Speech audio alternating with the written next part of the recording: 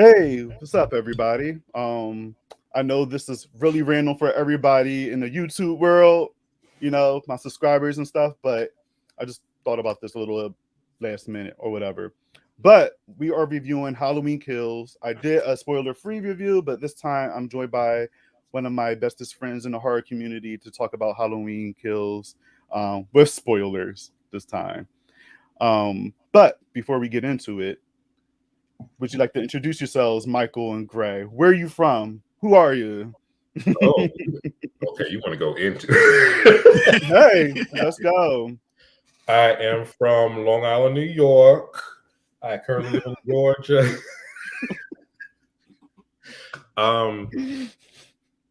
What were the other questions you asked? You threw me off with the where you from. Oh, I'm sorry. You can just say where you're from as far as podcasts and what you do. Oh, and shit. Stuff. Yeah, you don't have to. That was my fault. You don't have to give a whole bio. I thought you meant the state too.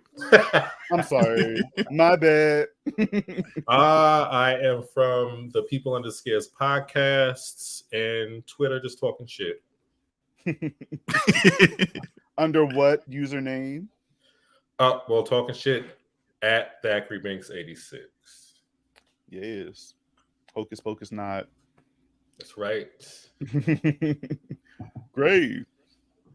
I'm Grae from Kill the Dead and Gray Matter at Grae himself on the internet.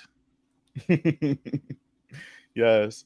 I just want to say, if you don't know who these guys are, check out their podcast. They're awesome. But most of my subscribers and stuff on here know you guys because y'all on here all the time. Like Grae, you were on here like all the time on Lovecraft Country. Michael, definitely American Horror Story. So mostly everybody know who y'all are, but it's nice to see some familiar faces in here, especially Grae. Grae, I haven't seen you on here in a very long time. It's been a minute. I'll be honest, it's been a minute. But thank you for having me back.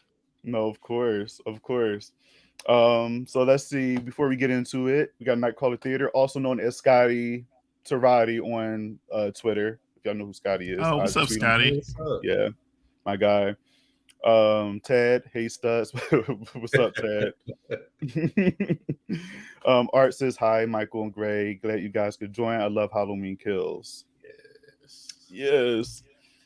I got this playing on 2 accounts right now, one on TV, one on mobile. Good to see y'all. Well, damn, thank you. Wow. Okay. I appreciate the love. Make sure you guys like the video. Tell people that we were talking about this fun movie here. All right, guys. Well, before we get into this, I know this is kind of just random, and I just thought about this right now, but where would you rank Halloween 2018 and Halloween Kills in the whole Halloween franchise? Like, would it be like beginning, middle, the very end? Wow. Including Rob Zombies.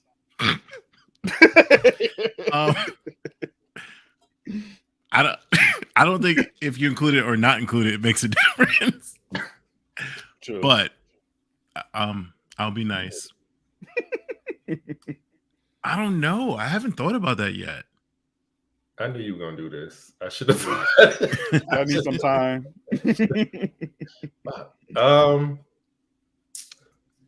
That's hard. Yeah.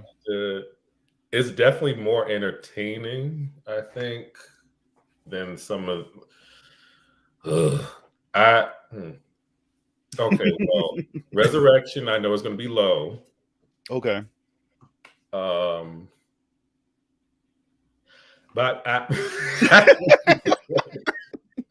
you know what? It's okay. It's okay. You don't have to give us like movie by movie, but just say where you think you will be. It's middle of the pack right now. It's not quite comfort movies yet, because I'll still throw in 78 all day, every day, above everything else. 100%. And probably then Halloween 4. Season of the Witch has been climbing for me. I normally only watch it maybe once a year, but I've definitely seen it probably over 6 times this year. Oh, yes. Okay. Season of the Witch, I'm glad that it's getting more love each year. It's one of my favorites as well. I remember when I was little, I obviously didn't like it because, Michael Myers he was missing from the movie. But I'll probably say when I was like in high school up until this point, I like you, Grae. I watched like multiple times a year. Like I love that movie. It's so good. Michael, do you like Season of the Witch, or are you just I like? do, I do, but it wasn't until I was an adult that I actually watched the whole movie.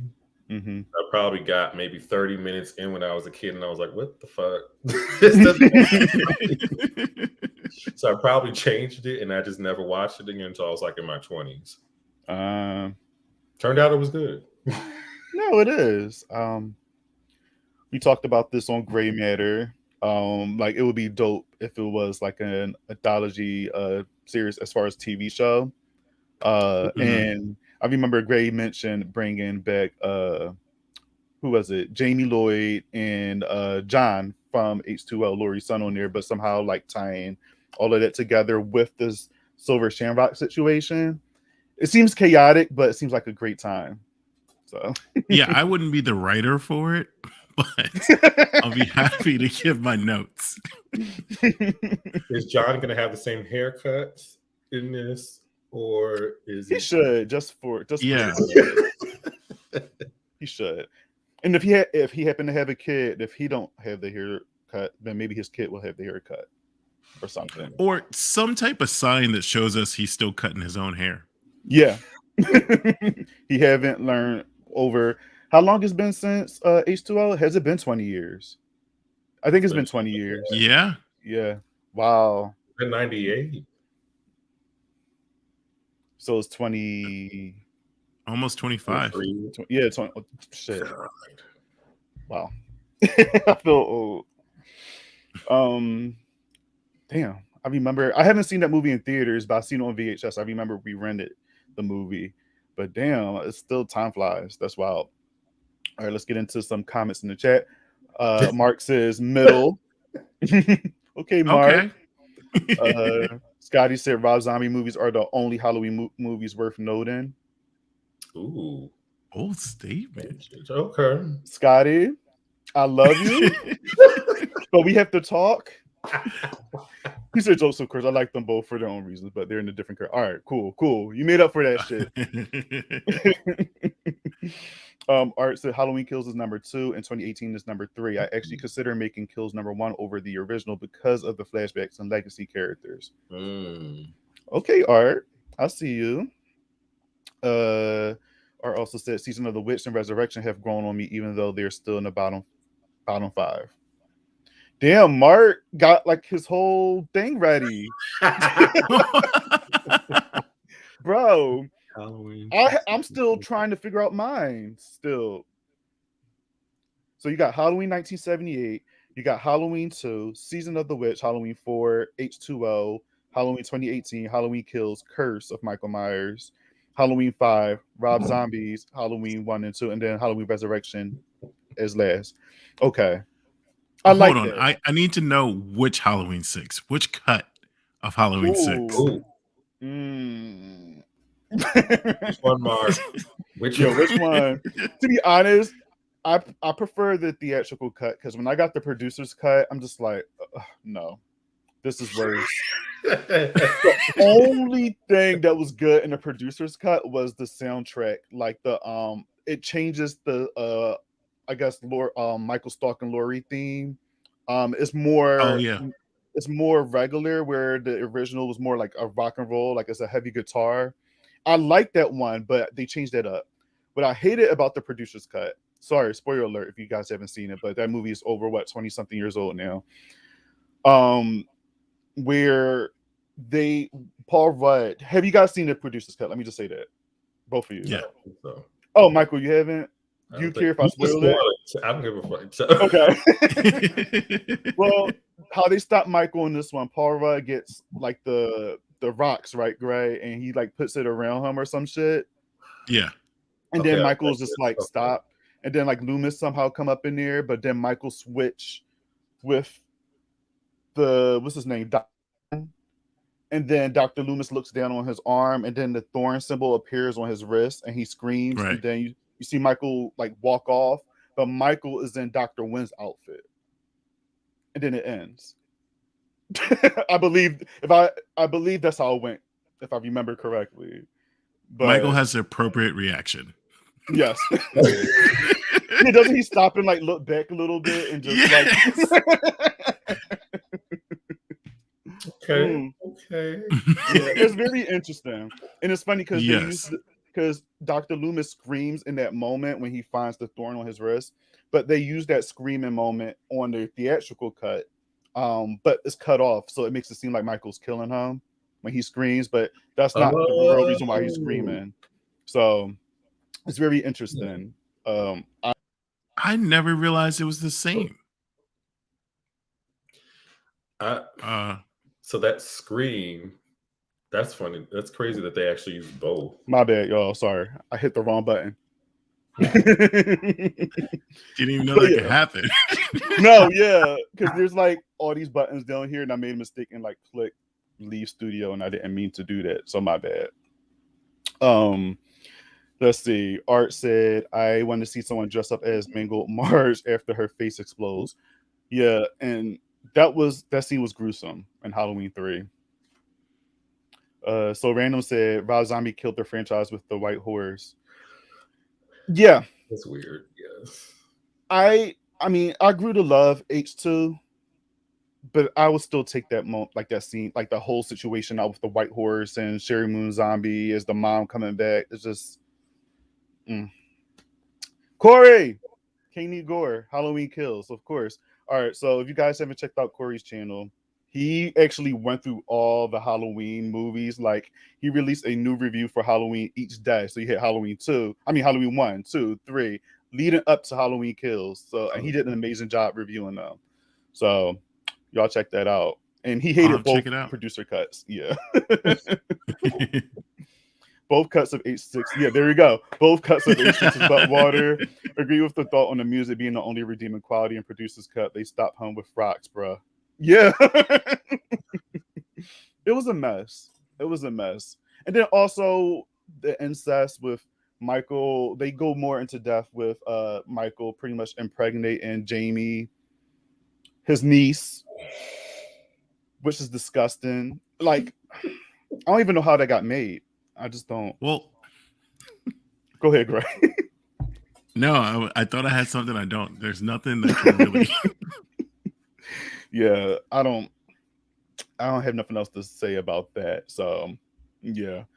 Scotty said I've seen it at some point. It's something else. It's the Michael and Grae show. Oh yeah, because appreciate that, Bobby. Of course, like this dude is awesome. He's real funny, and I invited him on here tonight, but we see you next time, Corey. We see you next time because he's a big Halloween fan as well. All right, guys. So let's get into Halloween Kills. I know we talked about this, and I'm sure y'all probably tired of talking about this movie because we talked about it. Like I talked to you both recently about this, but why not one more time if y'all cool with that? Well, obviously you are because y'all here, right? Yeah. So getting into this movie, what were you guys like first impressions? Like, what was the hype, the build up for you guys? Because I know the horror community was going crazy when it's closer and closer that this movie was coming, to theaters and Peacock. So how excited were you guys for this movie? I had an alarm set for when tickets went on sale. Not that I thought it was gonna sell out, but I was just like, I had a dead center seat. Like, yes. I didn't want anything to ruin that. Yes. So it was a priority for sure. Agreed. I feel like we've all been waiting for it. Even people who are not Halloween fans, I think we're waiting for this because it's Michael Myers. Yeah. And I think last year also we were getting shit on with our movies being delayed and shit. So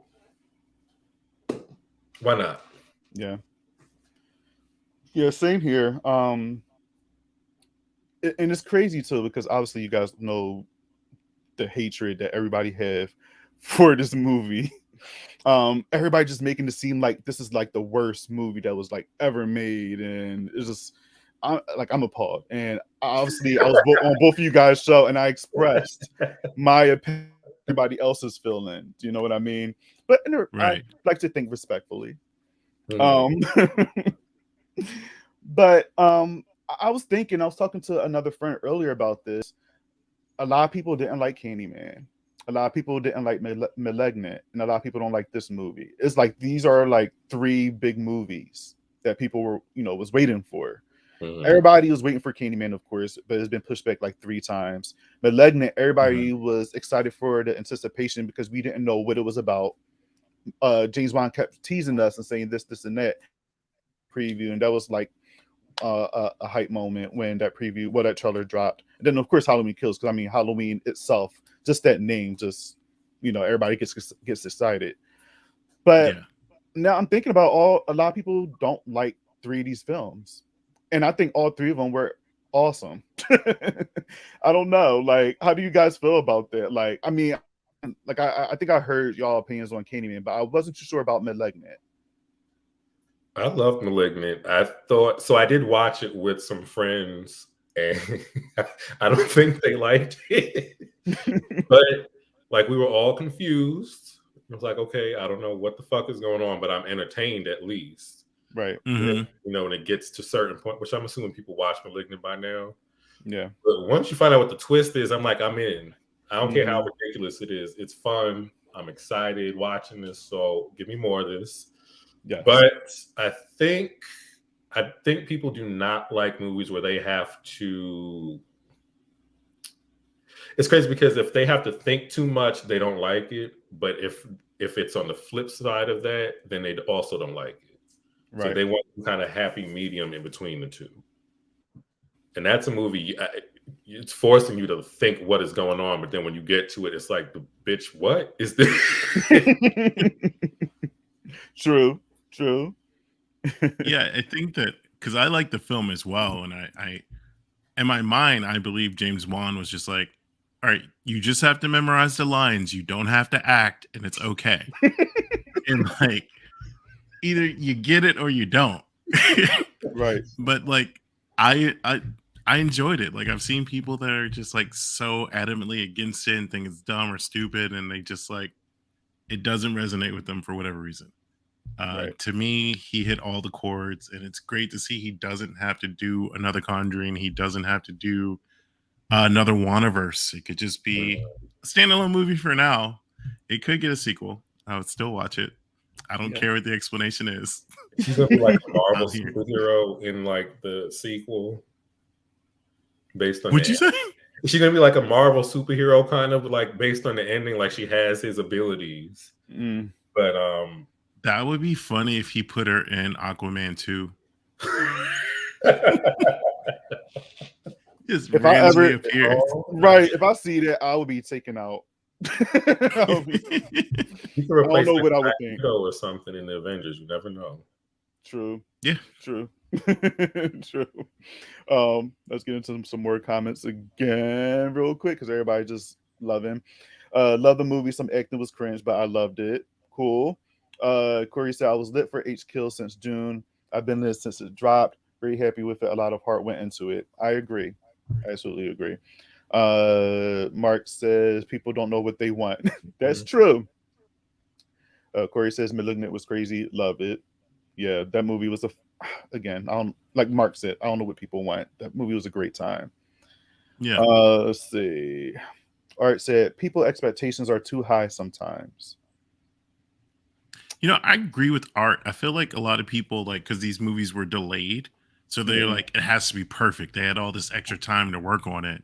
And it's like, some things may have been reshoots, but for the most part, it's set on a shelf. Like, they were done. And it's fine. It's fine. And like you said, Grae, like, it's not, he gave us something different other than The Conjuring and, Insidious and all that. It was just something, and it's like, and then when you watch the trailer, you kind of expect it because it has that same look. And that's why I love what we got, because it's so different from the trailer. Like, what you get in that trailer is not what you fucking really get in that movie. And I like stuff like that. And it was different. And I don't know. It's just, again, I don't know what people want. It's people don't know how to have a good time watching horror. I almost feel like, as far as with Candyman, people expected the kind of kills from Halloween Kills to be in Candyman. I was like, that's not what Candyman is like at all. So that would have made sense. Yeah. Also, there were a lot of people. I saw some things as far as it being a woke movie. Oh yeah. Talking about police.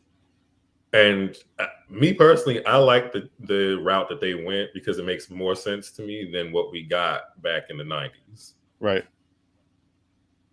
Yeah, I agree. Again, with like you said, everybody when they, especially since Candyman is being introduced to a new audience, everybody expecting like you said, brutal kills and things like that. But Candyman was really never about that, and people are missing the point with Candyman.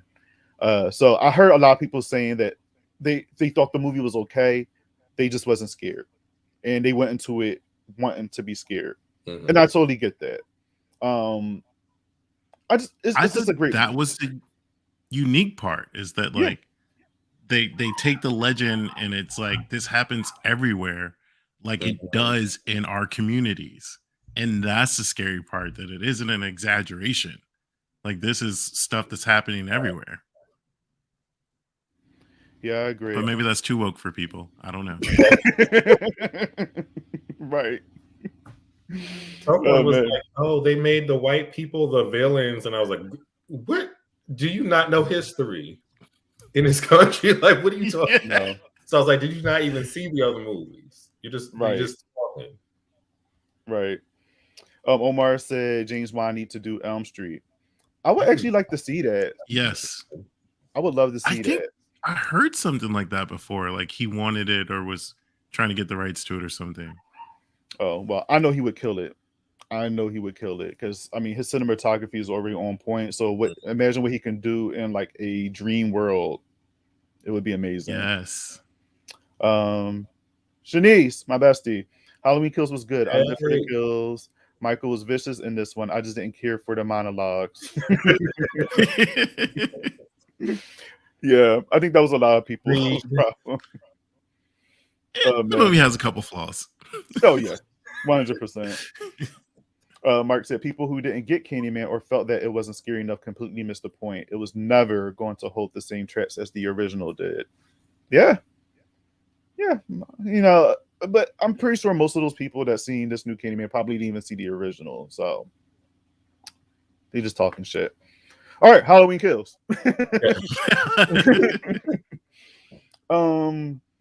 So how did you guys feel about the opening of Halloween Kills? Just pretty much the whole setup. The flashback. Well, first of all, we get Cameron and we see him with is it Hawkins? I keep messing up his name. Yeah, it's Hawkins. And then we get the flashback scene. How did you guys feel about that flashback scene? Because I lost my shit. It was one of the best scenes to me in the movie, and it gave me like an idea of why Hawkins feels the way that he does, because he did mention he could have done this in the last movie, but they didn't explain exactly what happened. So I loved it. It was the first jump when I jumped in the city. So like I said, the Myers house scenes to me were the most effective for me, just because I'm a homebody. So somebody being up in the house is a lot. Yeah. Oh yeah, totally. What about you, Grae? I was in love with the look of Haddonfield, like us being transported back to John Carpenter's Haddonfield. It matched, and I was really blown away by that. I know I've seen on the internet some people are like, "Did we need the flashback?" Some people don't consider that the start of the movie. It's Michael escaping as the start of the movie. It doesn't bother me whatsoever. Right. Plus, we got to see Loomis again. Yes. And an impressive amount of prosthetic work. Which we recently found out because we all thought it was CGI or deep fake and stuff. But no, that was fucking impressive. Yes. It makes me think of all the other people they can, like all the other actors they could recreate now in movies if they do prosthetics like that. Yes. Yeah, same. I wonder why they didn't. Well, never mind. Because before these, we had Rob Zombie's Halloween. I was going to say, I wonder why they didn't try doing that before. but we never really had any other Halloween movies outside of that one up until recently. So yeah. Shanice said the opening was so bomb. I really thought I was watching the old one. That's true. She called me and she wanted to know if she was watching the real one. I'm just like, Oh. I was like, yeah. She said I got it now, but I'm like, yes, that's the new one. They just went back in time, so that shows that it's very effective that they went back to 78 and just did an amazing job with that. Like just the look of it, the way Myers looked, just it was just awesome. And the Myers house, like God, like I know that's a soundstage, but they did a great job recreating the Myers house. I loved it. I love that it's a soundstage. That means we can get it again. Yes. And again. Yes. Right. Because that house still exists. It's just that they moved it to a different location. And now I forgot what it is now, but people still go there for events. There was an event for Halloween Kills where they had signings there. So Nick Castle was there, PJ Souls was there, James Jude Courtney was there. It was, and I think the signing went on until like 4 a.m., which was crazy. I wish I was there. I would have been Same here. Yes. So they were at the original Myers house doing signings and stuff. That was dope. Let's see. Art said, I love the intro music, the balloons, Cameron, Hawkins, the flashback, and the burning, bleeding, pumpkin credits. Yes, Art. My boyfriend thought I was crazy because I was geeking out over the whole like opening, but I'm like, you don't understand. This is iconic. It's so amazing. I guess just a true Halloween fan, you have to feel this way. I don't know. No, I agree. Like getting a taste of the new music through the credits. Mm-hmm. Like I don't know what I was expecting. Like if it was going to be the same music from the first one, but just the fact that it was different, I wasn't ready for, or I didn't even think about. Yeah, well, I haven't thought about it. Ready. It got us all hyped up for the movie, especially after that initial scene. Yes. I mean, it was reminiscent to the original one where Michael got caught after killing his sister, and then his parents rolled up on him, and then it was just like that still shot, but as the camera paying back.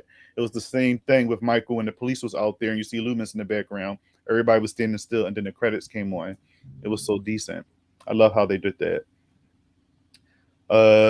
Omar said the peak for me is the first 20 to 30 minutes of Halloween Kills. Okay. So before they get to the hospital. Right. Pretty much. Brooks, I thought the way the flashback was done was a smart way to bring something new to the Halloween franchise. Yes. It's very smart. Corey said the music slaps so hard. It does. I'll be listening to the soundtrack. I know y'all do too. Oh man. So okay. So I loved so how do you guys feel about the new characters mixed in with the legacy characters? So again, we have Vanessa, the sexy nurse, we have Marcus, the doctor, and they're pretty much hanging with Michael. They're pretty much hanging with Nurse Marion and Tommy and Lindsay and Lonnie.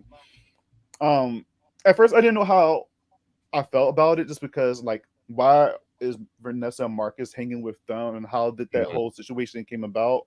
I mean, it makes sense now, but as we talked before, Michael, on your podcast, I remember you said that if you were Vanessa and Michael, you still would have went home. Fuck hang with them. Yeah. Do you still feel that same way? Well, no, I wouldn't have gone home. I would have left Haddonfield for like a week or two. But you would have left the whole town. Yeah, I sure would have. But I think in rethinking this, Haddonfield seems like a very small town, and everybody's very like close knit, even though some of them don't know each other. And they like, we want to protect our town and all this shit. So I kind of, I guess, can see why they felt the need to go along with this. Right. Okay. What about you, Craig? But still no. I like seeing the legacy characters. I didn't like that they didn't give them anything to do. Yes. Like they're there for the most part, spoiler, to die. Yeah. Yes. And it's we waited for 40 plus years for that. So, right. Yeah.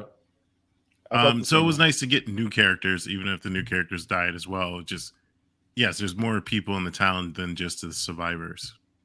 Yes, Right. and there's more black people in the town than just white people. It is. There's some black people in Haddonfield. Things have changed since '78. Yeah, sure did. I felt the same way. I felt that, I love that we have the OGs coming back, but like you said, I feel like they didn't really give them enough to do. I wanted some type of dope reunion for us fans, not with them, because they've been hanging out for a very long time. They're very good friends, as we can tell. But for us, I wish that it was like introduced to the audience, like, damn, they're finally back together. And this is like refreshing to see, because we haven't seen these characters since way back then. But also, I'm thinking, like, why is Marion hanging out with Lindsay and Tommy? Like, yes, like why? Like, got it. She can hang out with. I mean, that's cool. Come on, Nurse Marion. Like, let's go. You survived Michael Myers. Why not? But it was just a little weird. But I loved it. But it was just interesting. Yeah, it was nice when we get the spotlight introduction to them all. Mm-hmm. So that was nice as a fan. But I wish I would have got more of like Marion's like, I gotta get home to my husband, or Lindsay's got kids or something. Right. It seems like Lonnie's the only person that did something. Right. True. Procreate. I'm kind of just like, oh, go ahead, Michael. If you're gonna kill them anyway, put them in that jumping scene at the end so they can get some revenge, maybe, and then kill them. Yeah. Mm-hmm. At least do that. Yeah. Let them get a little something, a few hits. Art said, alcohol will make you friends with anybody. Yes. True. And no shade, I'm talking all this shit, but I probably would be like Vanessa and Marcus and hanging with them and shit. I hope I wouldn't have had a death like them, but yeah, especially Vanessa's death. But we'll get into that, because Carmela, I love you if you see this, but yeah. Corey said, I love how they were able to integrate new and old characters through conversation. Then they brought together through that common interest in Michael Myers. Yes. Mm. He said, I went crazy when the bartender started talking. I felt like I met many people like him. Some folks couldn't understand him, but I did. LOL, his speech was set to turn up the start. Yeah. I'm one of those people that couldn't understand. Yeah, he's not from there. I could tell that he's definitely not from there. So yeah, like a cousin or something that I might have in North or South Carolina. So you kind of pick up on some things. Yeah, but I like it. He's still alive, so that's a good thing. True. Brooke said, I thought it was a little goofy that they called the one dude a survivor of Michael when all he did was fall and Michael just walked by him. They act like he had standoff with Michael. I mean, true, but I also get it. Like, you still you still was in his path. You know what I mean? Michael technically could have killed them. He probably would have killed Lonnie, but he probably seen the police was coming. So I guess he survived. He can just probably say the same thing about Lindsay and Tommy, because Michael wasn't really worrying about them in the original. He was trying to get Laurie ass. So, yeah. Kids. I wonder about that. Mm-hmm. I didn't think about, like, the kid fell in Michael's way, kind of. Or Lonnie fell in Michael's way. Michael could have just been like, I don't worry about kids. Do you think maybe he wants to be a predator and hunt?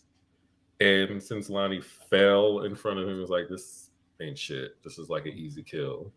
No, because he kills other people. Never mind. I think for the most part, Michael only kills people that have wronged him. Like, and going by Halloween Kills narrative, he just wants to go to his sister's window. Yeah. That's his only motivation. But, like, especially in this film, he only kills people that did something to him. True.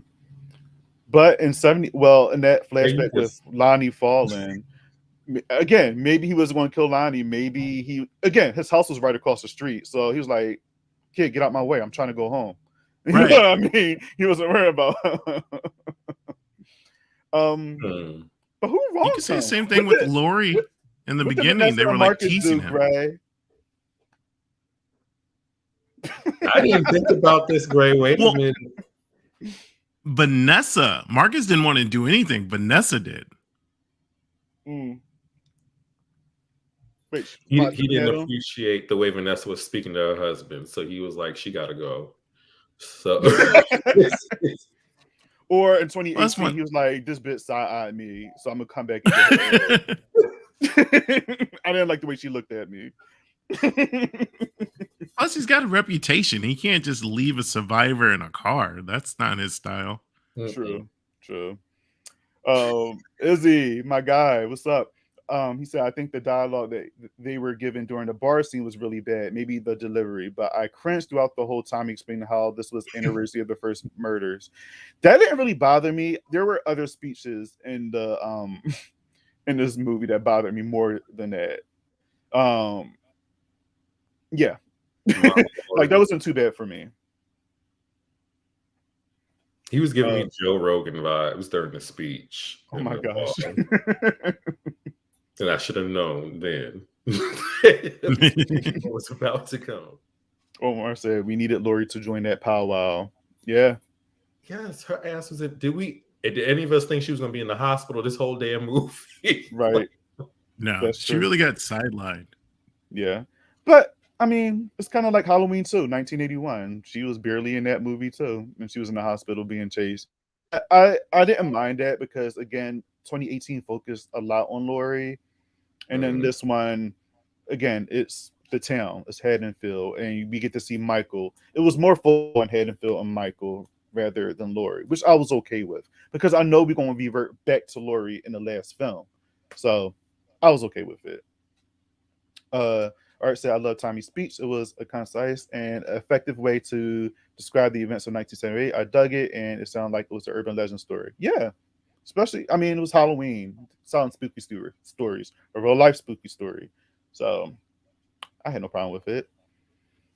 Corey also said, I think killing Lonnie would bring him no satisfaction. When Michael was killing the couple, his body language showed he was having fun. Yes. Watching it again. All right, let's talk about Michael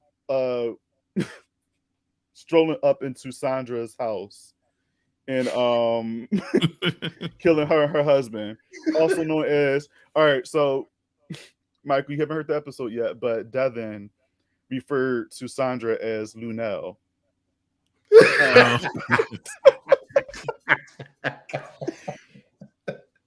Now I can see it. Yeah, once you hear it, you can't unsee it. Yes, I can't unsee it.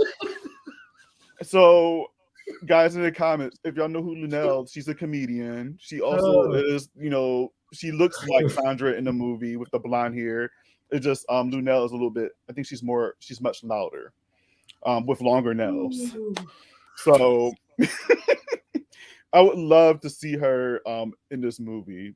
Love Sandra though. She was great. But Lunel, thank you, Devin. I can't unsee that. But you was like that kill with what's his name, Roger? Mm-hmm. Yeah. When Michael, after he killed Lunel, I know everybody in that scene they were saying that she was making a dumb decision because obviously while he was killing Roger, when she was at the door and she was trying to unlock the door, she stopped while Michael was in the doorway.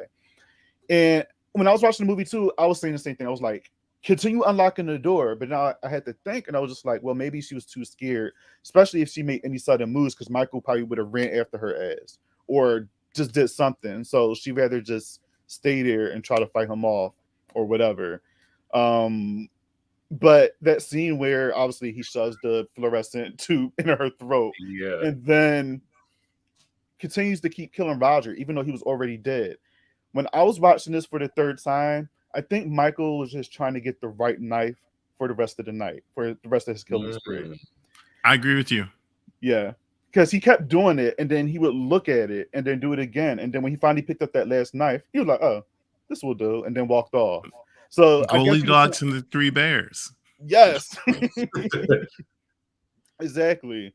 How did you guys feel about that scene overall? Because it got me hyped. And I think that was like the first kill besides the the firemen. Mm-hmm. What did you guys think about Once that? I made the connection of who Sandra was, I enjoyed the scene more so. So it wasn't the first time around, I was just like, that's pretty gruesome. The second time around, I was like, oh, I get the connection. I see why he's there. And now I'm enjoying this scene. Pass the popcorn. What's the connection? I missed that.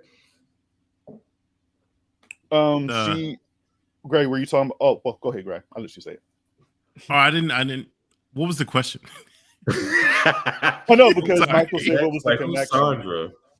Was she somebody? Oh, she's the caretaker at the graveyard. And then she watches Edith's tune. Grace theory. It's real. That is high. Oh no, that wasn't me. That was People fucking with Michael shit, and I've been saying this. I said everybody that Michael's seen in that first movie, he didn't do anything to them, but it's like he comes across them again in this movie in some weird way, and kills them. So my theory was like, especially looking at the preview, because I knew that was the gravekeeper or whatever from that one, because I'm one of those Halloween fans. I have to do my research and not be digging too deep, but I try not to dig too deep because I don't want to know too much. But I knew that was her, and then obviously we knew about Vanessa and Marcus coming in, but we didn't know that was their name. We just knew they were the nurse and the doctor. So I'm like, if they're coming back, maybe it's just a thing Michael lays eyes on people, kind of like how he did in 78. And he just like stalks them and hunts them down.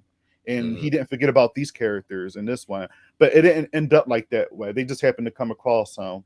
Well, not Sandra and Roger, because they were minding their business playing with the drones. So Michael rolled up in their house. But with Vanessa and Marcus, they just happened to, be at the playground where Michael was at, and there they go. He just wanted to play. Yeah. Ray has me about to think Michael's redeemable like Harry White. I'm rethinking so much now. I mean, at the end of the day, he just wants to go home, and people keep getting in his way. Right. I kept saying, and if you think about it, every time somebody was at that window, he'll attack them. Like, like, bitch, get the fuck out my window. That's my window. Yeah. The 78 flag, he rushed that cop, get out my fucking window. Little John interrupted him when he was looking out the window. He said, all right, I'm not gonna let you. Even Big John probably was heading towards that way. Michael was just like, that's my window. Yeah. Judy Greer, Karen at the end, the bitch was staring out the window. That's my window. Got her out of here. So Michael don't want nowhere near his window. And I still want to know what is behind it. Like, I'm really hoping in Halloween Kills they explain. I mean, Halloween Ends. I'm sorry, Halloween Ends, that they explain what's the reason why.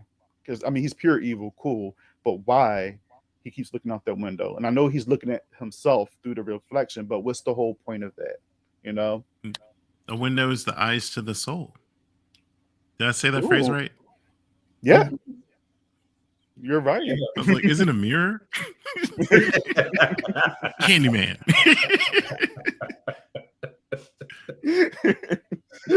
Oh, snap. Let's get in the comments. Omar said, hopefully we get some deleted scenes of Lori. I believe we will, because there's obviously some scenes in that trailer that's not in the movie. So what's she gonna do? What is she doing? And she's just got out of surgery. I guess she's gonna give us more. You didn't hear what she said? Karen was just like, you got stabbed in the stomach. She was like, that's a paper cut. Lori's tough. Yeah. She don't care. You know what? This makes 2 trailers in a row where there's a scene with Lori about to fight and or fighting that got deleted from the movie. Right. Because she was supposed to square off against Michael in the yard. Mm-hmm. Yep, in the first one. And then in this one, allegedly, that scene when she's walking through the hospital with the knife, angry, she was supposed to go after Michael, because I don't want to say anything because everybody in the chat, I'm not too sure if y'all want to know about that. So I'm not going to say anything. Sense. Yeah, because it makes sense. There's editing issues because we focus on that knife a couple times, and it's like, why does she need this knife? Right. And then we never see whatever happens with the knife. Right. It makes me think that the next, if they took things out of these two movies of her fighting Michael, maybe that means the conclusion is they want her to really have a showdown with him, and us to lead up to that versus us seeing it in each movie. Right. Because I was wondering why she didn't shoot his ass a couple times in that first movie with all them guns she had. That's what I'm saying. In 2018, she and Karen, especially Karen, because I know you trained. So, like, let's see the moves. You know what I mean? Like, little like the gotcha. She can't do anything, really? Right. Well, I was wondering about that because, like, she sets another trap for Michael this time, kind of like she did in 2018. So, like, in my mind, Laurie's taught her how to trap, maybe not necessarily fight, but like, or that's the part of her training that she liked, I guess. The trapping part. Gotcha. I could have sworn they showed a scene of her doing like some, I don't know what the fuck this is. Some kind Michael, you see her doing karate addicts and shit. But maybe that wasn't her forte. Maybe it was playing possum or trapping people. And that's just her expertise. Okay. I would like to see that fleshed out a little more. Yeah, same here. Omar said not do now. Why do you bring this back up? That we're gonna move past that. I'm gonna keep cracking up. I'm gonna just Brooke said, why did Miss Sandra just stop trying to unlock the door and get out? She undid the chain and locked and then just stood there and waited for Michael to kill her. I was like, girl, get out. Yeah. But you know, it's even if she was scared he was gonna rush her, you just open the door while it's behind you, like that, and just slip on out. That's all right. One of my phobias in life is walking through a closed door or a glass window. And like sometimes when I'm jiggling a handle, I'll panic and like I'll push a door that's supposed to be full. Maybe she's one of those people. Like, I'm big fear I'm just gonna end up on Fail Army one day going through a window. Like it's just it's a real thing. Right. Corey said he could have killed Marion when he stole the car in the OG. He chose to wait. Eventually, everybody he wanted to kill got theirs. Y'all got me geeking over this movie again because it's worth it, Corey. It's amazing. That's why every time I talk about this movie and every chance I get, I get so excited because it's so good, so good. It's not the best. Marion tried to get the black people killed. Sorry, bro. I'm just yeah. She's like, if I'm dying, you host the darkness. Yeah, she's gonna lock the ass in the car with them. And it's just like Vanessa did the right thing by like exiting that back window, but Marcus should have followed with her. Like, I don't understand. Like, I understand that you wanted to help Miriam, but like you said before, Michael, you just met this lady tonight. Y'all don't know her like that. Go after your wife. Help her. Maybe I would have survived. Who knows? They would have, because they would have stayed running and left her in that truck. It worked out for Marion once. I was willing to play the odds. Oh man. Let's see what else we have here. Of course, a good thing, Bobby. He was testing those knives. That was crazy. That kill scene was incredible. I only watched it once. I'll watch it again tomorrow, though. How can you just watch this movie once? Watch it 5 more times. You want to see more? Like a kid, like discovering stabbing every time he turned around and looked at the other knife. Yeah, that's true. He is a kid, I guess, in heart. Grace said, do you think if Haddonfield just let Michael have his home, he just stay inside staring, or he would be compelled to hunt still? I was 78. He was only hunting dogs. Yeah, and still in the house. True. That could be something. But then Lori, like, when she dropped that mail off, that's when he started like stalking her and her friends. So I think it was going to happen regardless. He was going to start stalking. If it wasn't going to be her, it was going to be somebody else. But do you think that's because her dad was trying to sell his house? And that's the threat that set him off? True. That should be in my name. It's my family's home. Yep. Mm-hmm. That's true.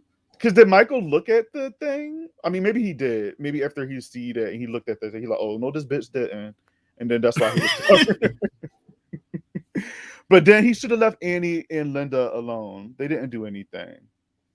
But I guess, I think he would still be killing. I would watch this TV show actually if they decided to let Michael stay in the house and then he gets out and starts killing people on the side. I would watch that.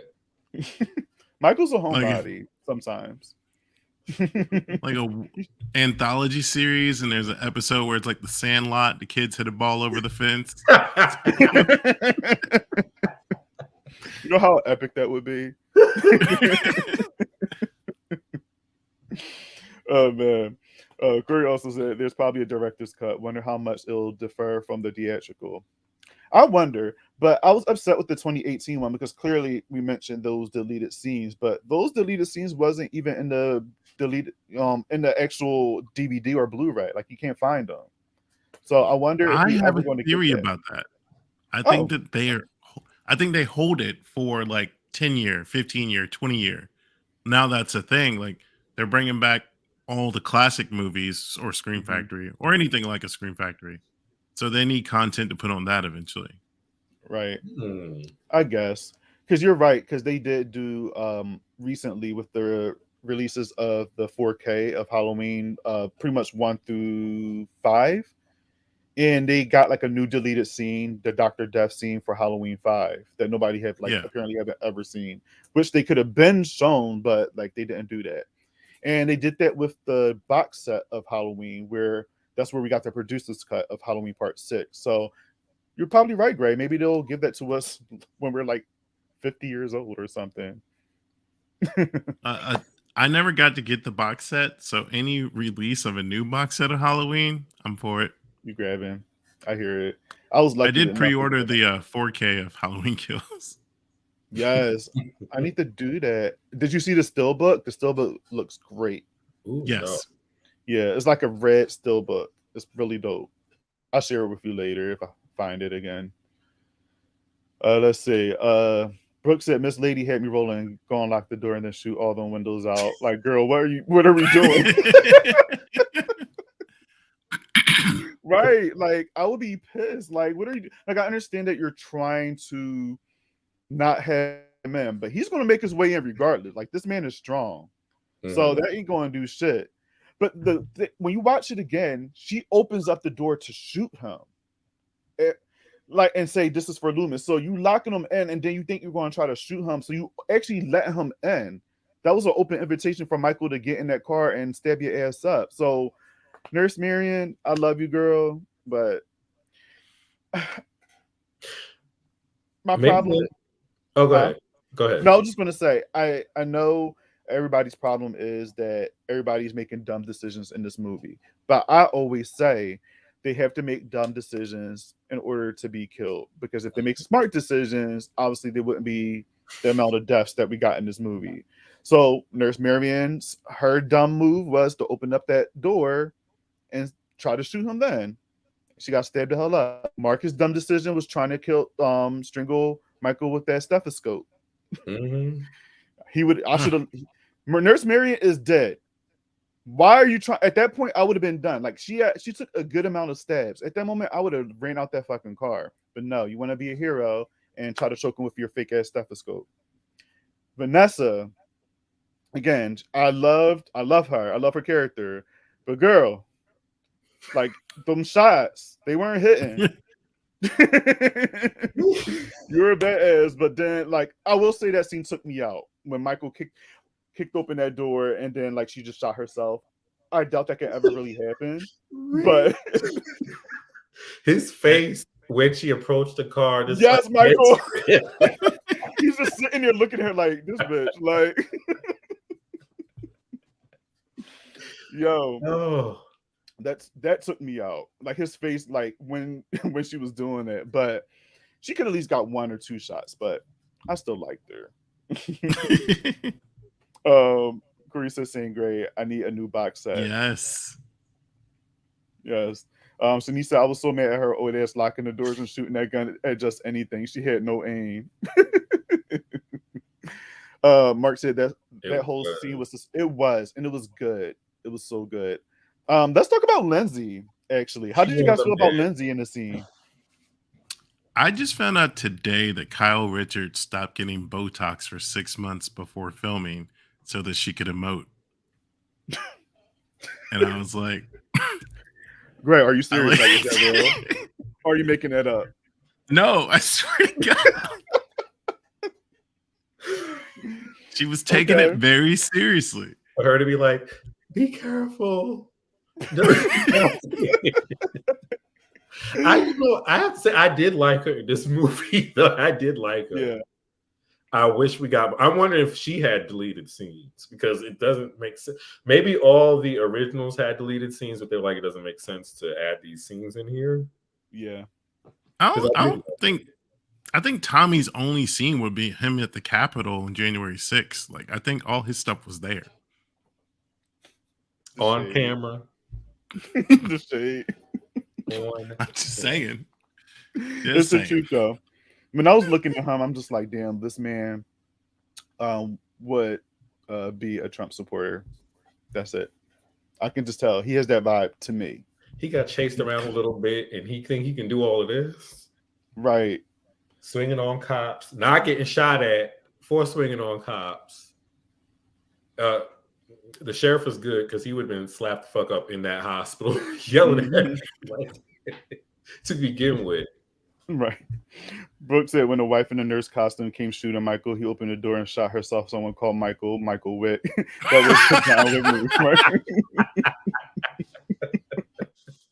was Yo.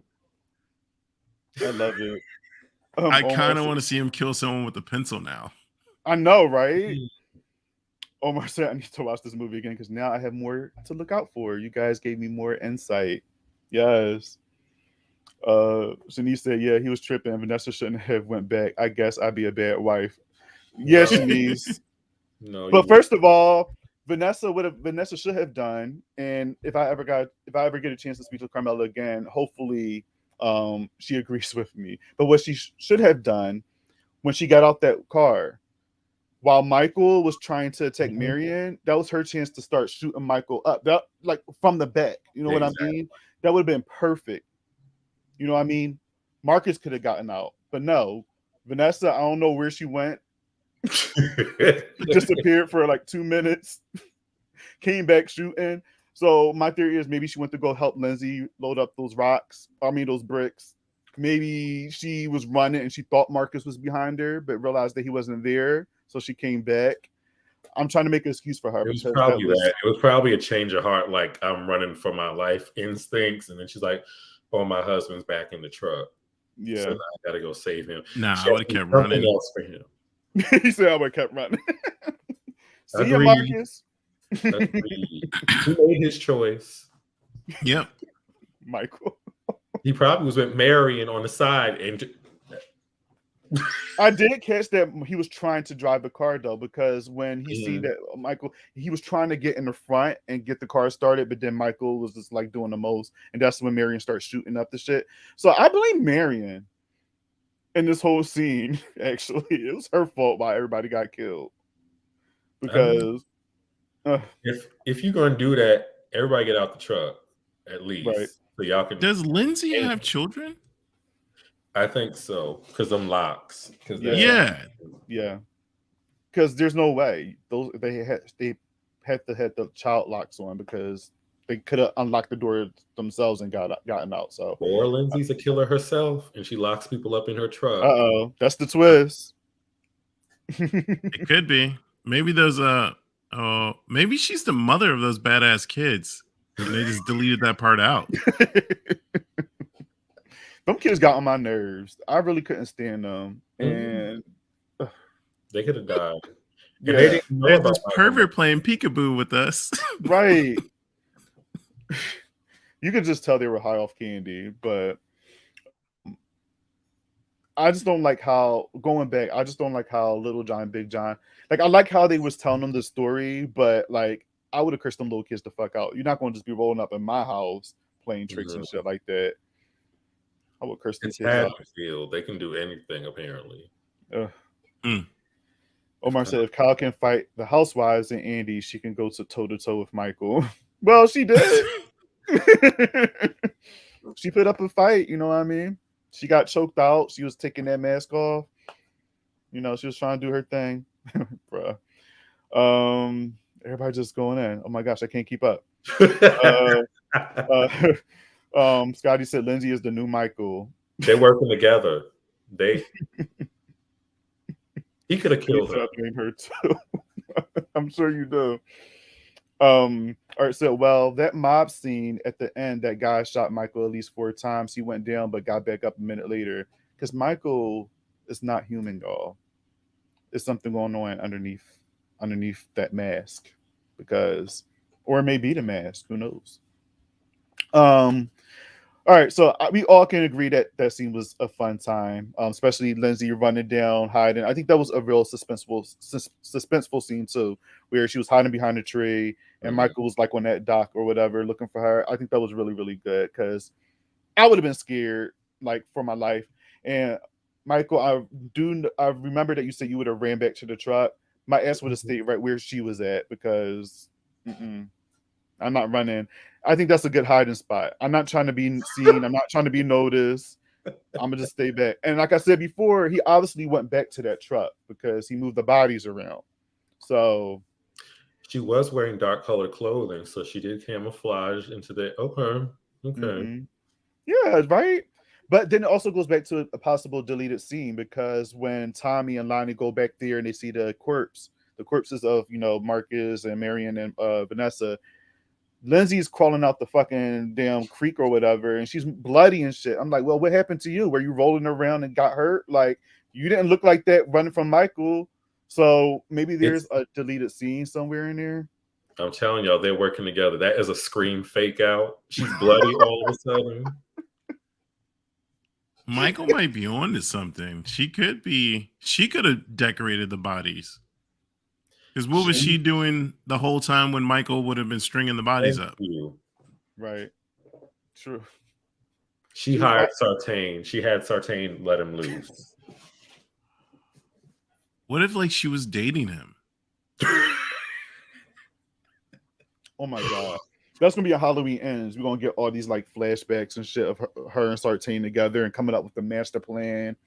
She's trying to set she worked at the asylum or something. Mm-hmm. Or still works there.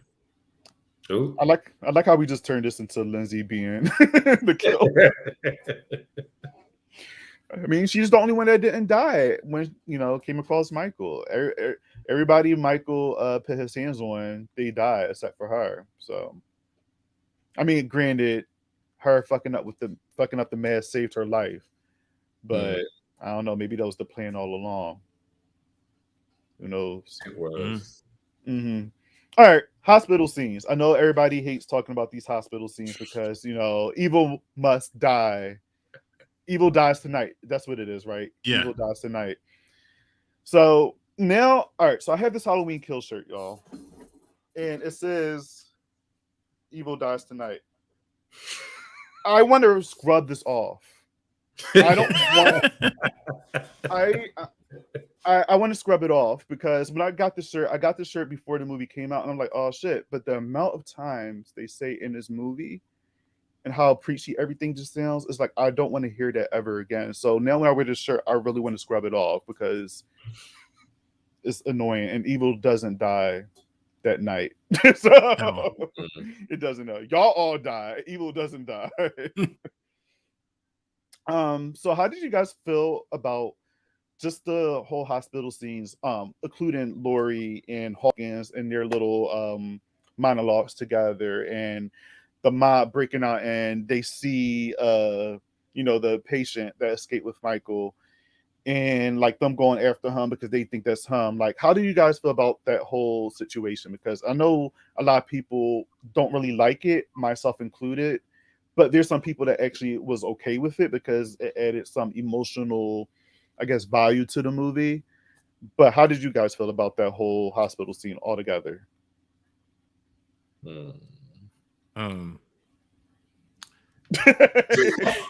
Right, you can go first. I mean, I think it's a thread that's unneeded. Like, we don't need any of the things to go to hospital. If you wanted Lori to not be in the movie, just put her in a coma. But because she's in this hospital, you sideline her and Karen for the whole film. And Allison even just sits in the back seat of a car for the most part. Like, she doesn't get much to do either. So all the Strode women are sidelined, but this hospital is highlighted. Like, we just keep going back to bad monologues and lines. Yes. Or I guess maybe we found out like who Karen's father is. The Lori and Hawkins conversation. They say it was just a kiss, but I feel like. Ooh. But did he say he wanted more, but it didn't happen? I think he mentioned that. He said something about wanting more. So I don't know. Maybe Ben Tramer is Karen. Look, they mentioned Ben Tramer. She liked Ben Tramer. I mean, I wish Ben Tramer appeared in this movie so we can see what he looked like. But I guess we have to keep the mysteriousness of Ben Tramer. So yeah.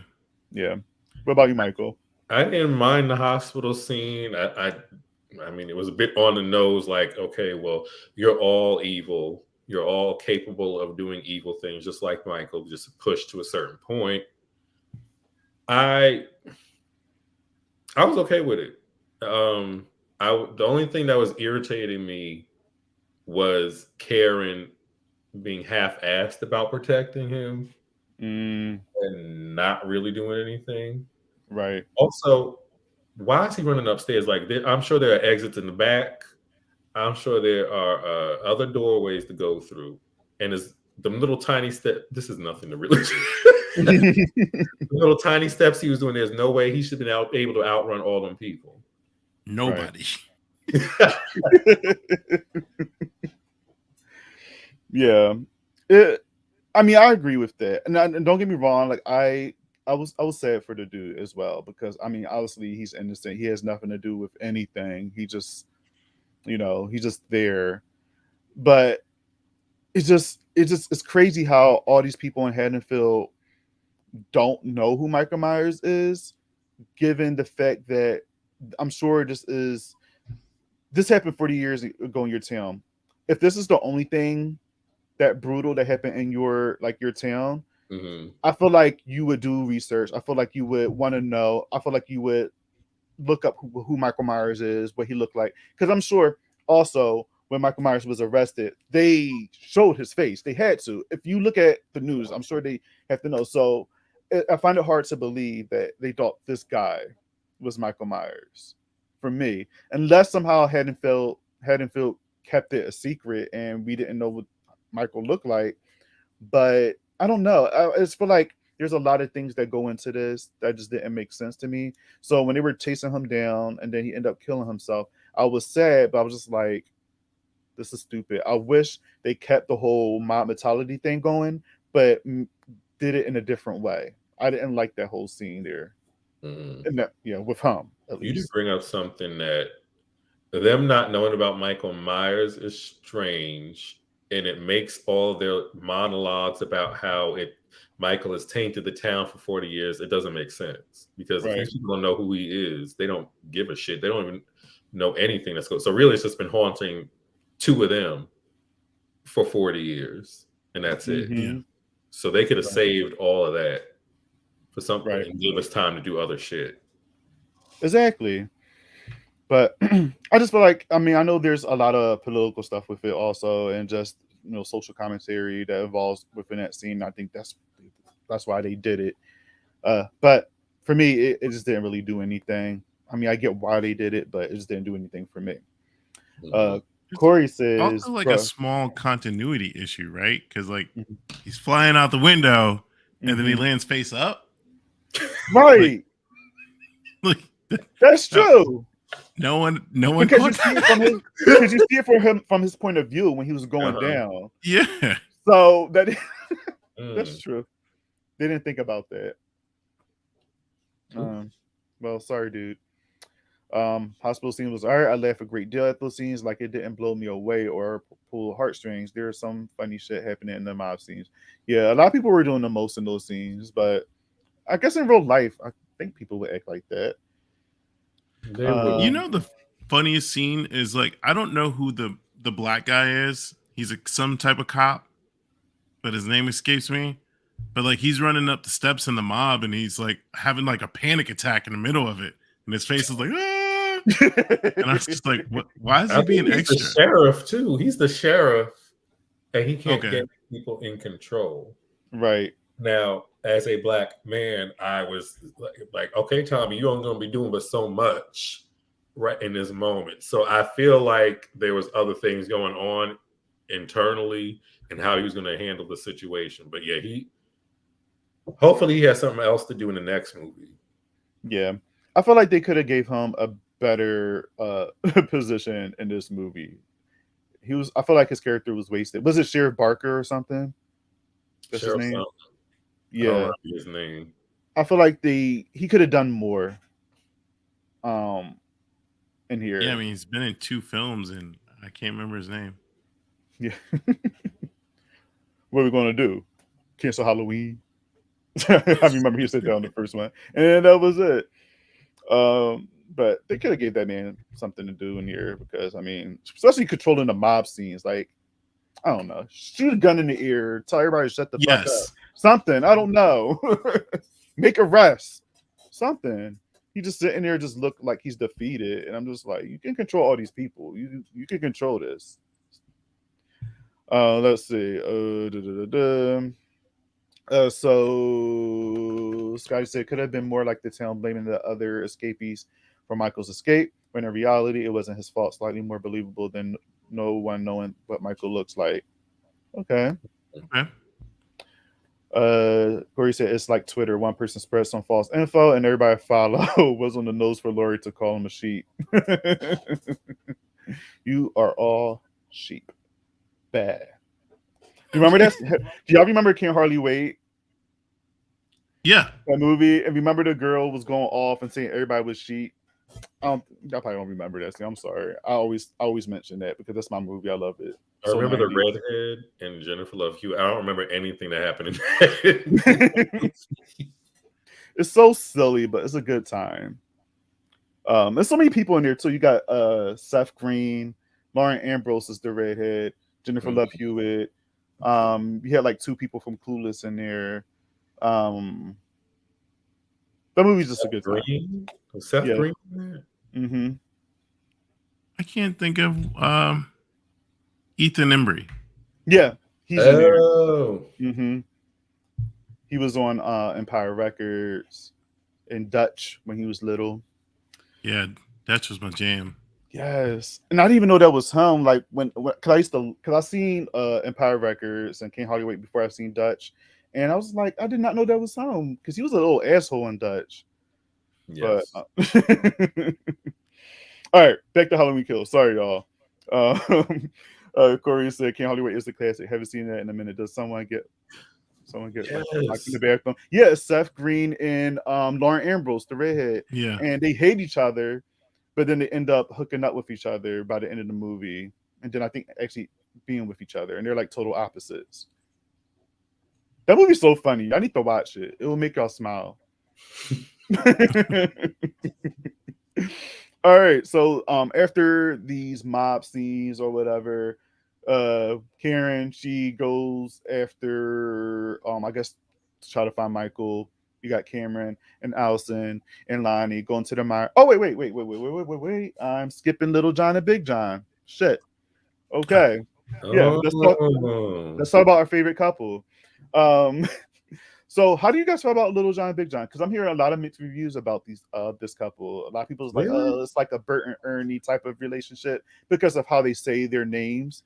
But I feel like that's a fun thing. Like maybe that's what they do as a couple because both their name is John. So why not call themselves Little John and Big John? I feel like if I was in a relationship with somebody named Robert, I probably would do the same thing.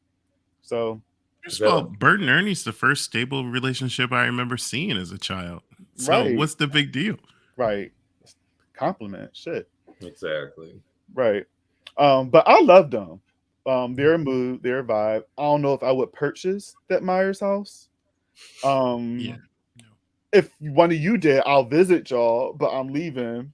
Great. I don't need to do that. By the end of the night.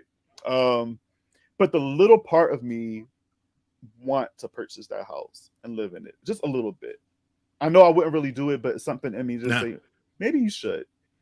I mean, if we had to understand Myers' entrance and he just went to his sister's room and we kept that boarded off and we could live in peace, sure. That section is just for him. That area, we don't go there. I'm talking like steel plated doors, so he's not coming into the other part of the house. Right. It'll be an Airbnb, and I'll throw Halloween parties there. Now, granted, some people will die, but I wouldn't live there. But it would make a lot of money if you let people live in the house or stay in the house temporarily. True. True. Brooke said, I wanted Little John and Big John to have more of a fight with Michael, cut the hospital scene down, and give us more and Little and Big John fighting Michael in his own house. That would be fun. You know, just seeing two gays attacking Michael. That'll be a good time. We will live. I love how they both had their own way they want to celebrate Halloween, like smoke weed and listen to spooky albums or charcuterie and spooky movies. Right. It's a good time. You know what I mean? And it's just like they're minding their business. I don't know how long they lived there, but they probably do this every year. And they wasn't expecting Michael to pull up this year and, you know, give him a treat. Well, I guess he gave him a trick and a treat. The trick was playing knock knock on their door, and the treat was getting them out of here. So let's see. Corey said, I like that Little John and Big John dynamic. Definitely vibe. They were big chilling the whole movie. Only people besides the shows that I didn't want to die, to be honest. Yeah, they were chilling. I didn't want Vanessa and Marcus to die too, because I like their banter together. They're funny. Again, I always say that Vanessa seems like she weird. I want to see both of these couples. Like I want to know if they know each other, and I want to know like their day-to-day lives, like how they interact with each other. Just because I know Vanessa be cursing Marcus out all the fucking time, and I know Big John be. Never mind. I was going to say something a little too extreme, but there's too many people watching. Would you settle for like a Peacock show called Haddonfield, where we just look at the neighborhood, individual lives? It would be a vibe. Come on. I would love that. Maybe leading up to Halloween 2018. So like it's building towards something, but we don't have to have some of the essence of Season of the Witch. Yes. That would be cool to watch, actually. Yeah. Peacock, get at me, bro. Yes, Grant, you be having you got all the ideas. Like you've been mentioning like the Season of the Witch. I would love to see a show based on Haddonfield and like some tie-ins with the movies. It don't have to be like heavy, but just little nods. That would be cute. That would be awesome. That could explain something, like give a little hint as why there's supernatural shit going on. Because I still think something happened to Michael that Halloween night. I don't understand why he's trick-or-treating by himself or outside by himself at 6. Right. And then his parents show up, and like that doesn't make sense to me. So I feel like something happened. We just don't know what. Exactly. Things happen here. It's just a secret. Even if you look back in Halloween 78, where Dr. Loomis and the grave dude, when they're looking at Judith's whatever, he's telling a story about like Charlie Bowles or whatever, how he just snapped and like killed his family or killed himself or something like that. And that was like in Russellville or something, like a town over. Maybe that we can go back and revisit like events like that. You know what I mean? Where there's something going on. We don't know how. Maybe the same thing that made Michael snap made this Charlie Bowles person snap. Like that would be cool. And it could be titled, Haddonfield. There's little secrets in there going on. That would be dope. I honestly thought you were going to say Evil Dies Tonight. I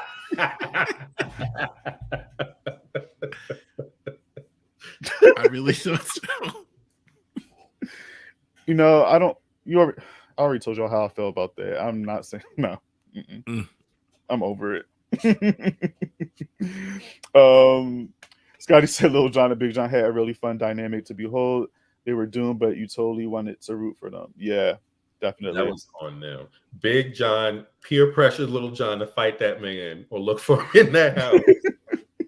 They could have left that house. And he literally locked the door so that they could go find this person. Right. What is up with locking these doors? Like, I mean, again, I get it. You know, people have to make dumb decisions in order for them to die. But guys, I just think it's human instinct that you know somebody's in your house and you don't know where the fuck they at. Leave. Regardless if it's two of you. Do you how you know how many people's in your house, first of all? True. You know what I mean? It could have been two killers in there. You don't know that.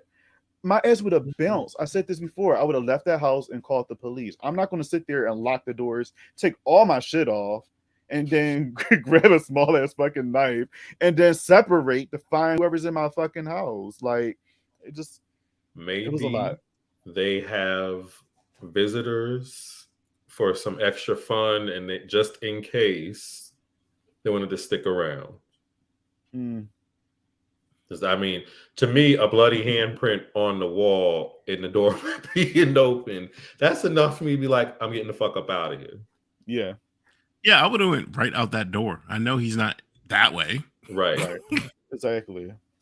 And I remember when I seen this in theaters, a lot of people sucked their teeth once they like went go looking for Michael. There was like I just heard a collective like, and I was just like, okay, everybody's on board. Yeah, it did seem like Bobby and I talked about this on Kill the Dead. Like, Little John knew it was Michael. Like, from when he saw the bloody handprint, it wasn't a question of like who's in the house. It's like he's home. Fuck, he's home. Right. And this goes to show too, like, have they been waiting for him? What are they into? Him and Little John. I mean, him and Big John. Like, did they purchase this house for that reason? Maybe they thought it was a possibility that Michael was going to come home and they liked the suspense of it all. Like, that's what they wanted. Because when Michael get Big John out of here after stabbing him in the armpit and gouging out his fucking eyes, Little John goes upstairs and like see it, and then he see Michael staring at the window and like, oh, Michael, you came home. And then you see from outside, Michael turns around and then like walk towards him. Why the fuck Little John didn't run? Like, did he just happily sacrifice himself to him? Like, it's just maybe the reality game continued from Dangertainment, and they're playing to win a prize. That's they're in the right house. They are in the right house. Oh, I love that, Greg. Corey said they did everything you shouldn't do in a slasher. That's what makes it awesome. Yeah, I think that's the point of this movie. Everybody makes these decisions to get killed because even from the 80s to the 90s, we always say, stupid, don't go upstairs, stupid, don't open that door, don't go looking. And I think purposely they did that for this movie because I think it's a nod to making dumb decisions for everybody to get killed. So I think it's just a fun thing. Now, I can get why people is upset if you see likable characters like Little and Big John and Vanessa and Marcus, because you want to see more of them. I do too. But, I mean, they have to go. Now, if Grae show idea get lit, then maybe we can revisit those characters. Okay. That would be fun. I know would have been over the top, but if Big John would have put on some lube and took out earrings, I would have been there for that. Like because like that would have made it awesome for me. Because like who strips and takes off all their personal belongings to go fight Michael Myers? I love it. I love it. He was high and picks up the smallest knife in the house. The man was high. Maybe the knife to him looked big. I guess what I wanted to see, or what I would have preferred, is if when Big John was being killed, Little John ran up behind him and tried to stab him, at least go out defending him or fighting him versus just standing there being amazed that there's a killer in your house. Right. Unless he was attracted to him, then I understand. Corey said Dangertainment abridged. Oh my God. That would be something, yo. If I was seeing that, I don't know how I would feel about that, honestly. Because I was like, y'all trying to make y'all way bringing Busta Rhymes back up in here doing karate shit. Now, how would it be if Freddy, Busta Rhymes' character from Resurrection, was going up this version of Michael Myers? No kung fu saving him. Ain't gonna happen this time.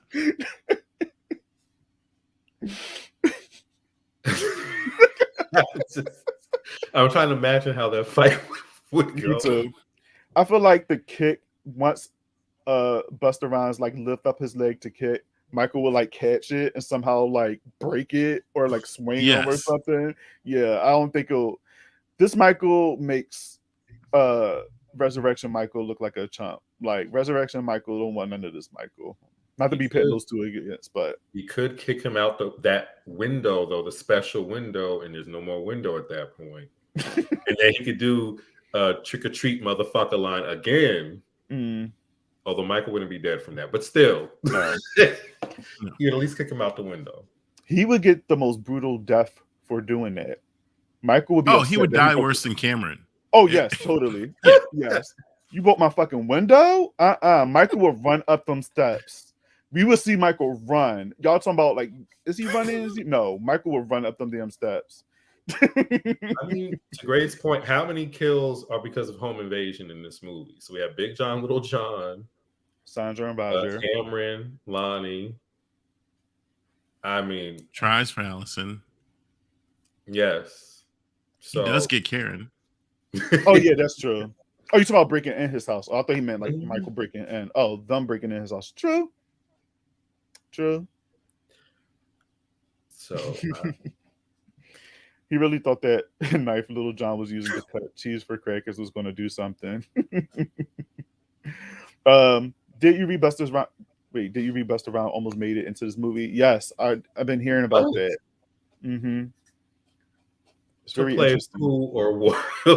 Wait. Dangertainment, baby. Busta steps out of the shadow. Evil dies tonight, mother. Gets stabbed on the side. Yo, that would be the funniest thing ever. But that would be interesting though. Like if they bring back like a specific like character from each movie from the past. You know what I mean? So like they bring up somebody specific from Halloween 3. Maybe Tom Atkins somehow. I mean, I don't know how that would tie in. Maybe he'll play a different role because that's technically a different universe because they're watching Halloween in that movie rather than them being in that same world. But we're gonna skip that one. But maybe bring back somebody from Halloween 4, Halloween 5, Halloween 6, H2O. Well, I mean, you could retcon that like Scream, like he was watching Halloween. The reenactment of true. Like they did with Stab. That's true. They made a movie off of it. So yeah. That would be dope. Or he was watching Trick or Treat. I forgot LL Cool J was in one of these movies. Yeah, H2O. He would not be my H2O character. Right. I liked him, but he just wasn't. They should have gave him more to do. I prefer him in Deep Blue Sea. He's a writer. What was he supposed to do in that? I did like him in Deep Blue Sea. He was great. So but he has a contract where he can't die in horror movies. So unfortunately, if he was to come in Halloween Kills, he would not be able to die. Who LL Cool J? Yeah. Does Ice Cube also have this agreement? Because I think he would die in Anaconda. I haven't seen that in a minute. I don't know. I've never heard about Ice Cube, but right. Busta Rhymes, or no, what's his name? LL Cool J, James, good old James. Yeah. Lady loves Cool James. That's what it was, right? Ladies love Cool James. Yeah. Corey said, at this point, fans just want Busta to come back so he can die. People hate him, bro. I don't hate his character. I just hate what he did at the end of that movie. It was choices. Definitely. It would be oddly satisfying to have him come back to die. Like that's a legacy character I wouldn't mind. Definitely. All right. So then we get Cameron and Allison. He kills them off, Little John and Big John. So then we get Cameron and Allison. They go into the Myers house. After Lonnie go up in there, leaving his son. And this is where we get an awesome scene. Cameron gets killed, y'all. Cameron dies finally, but everybody wanted since 2018.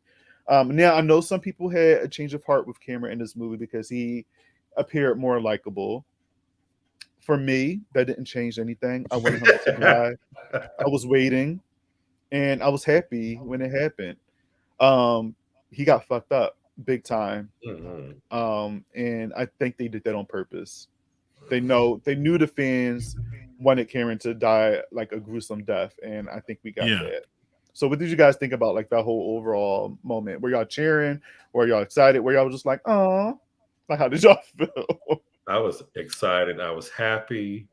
I was cheering for all of womankind when he died, and also I wasn't cheering for him because earlier he was talking crazy to Karen, trying to steal her daughter to go on a damn hunt for Michael Myers. Yes, true. They still in high school.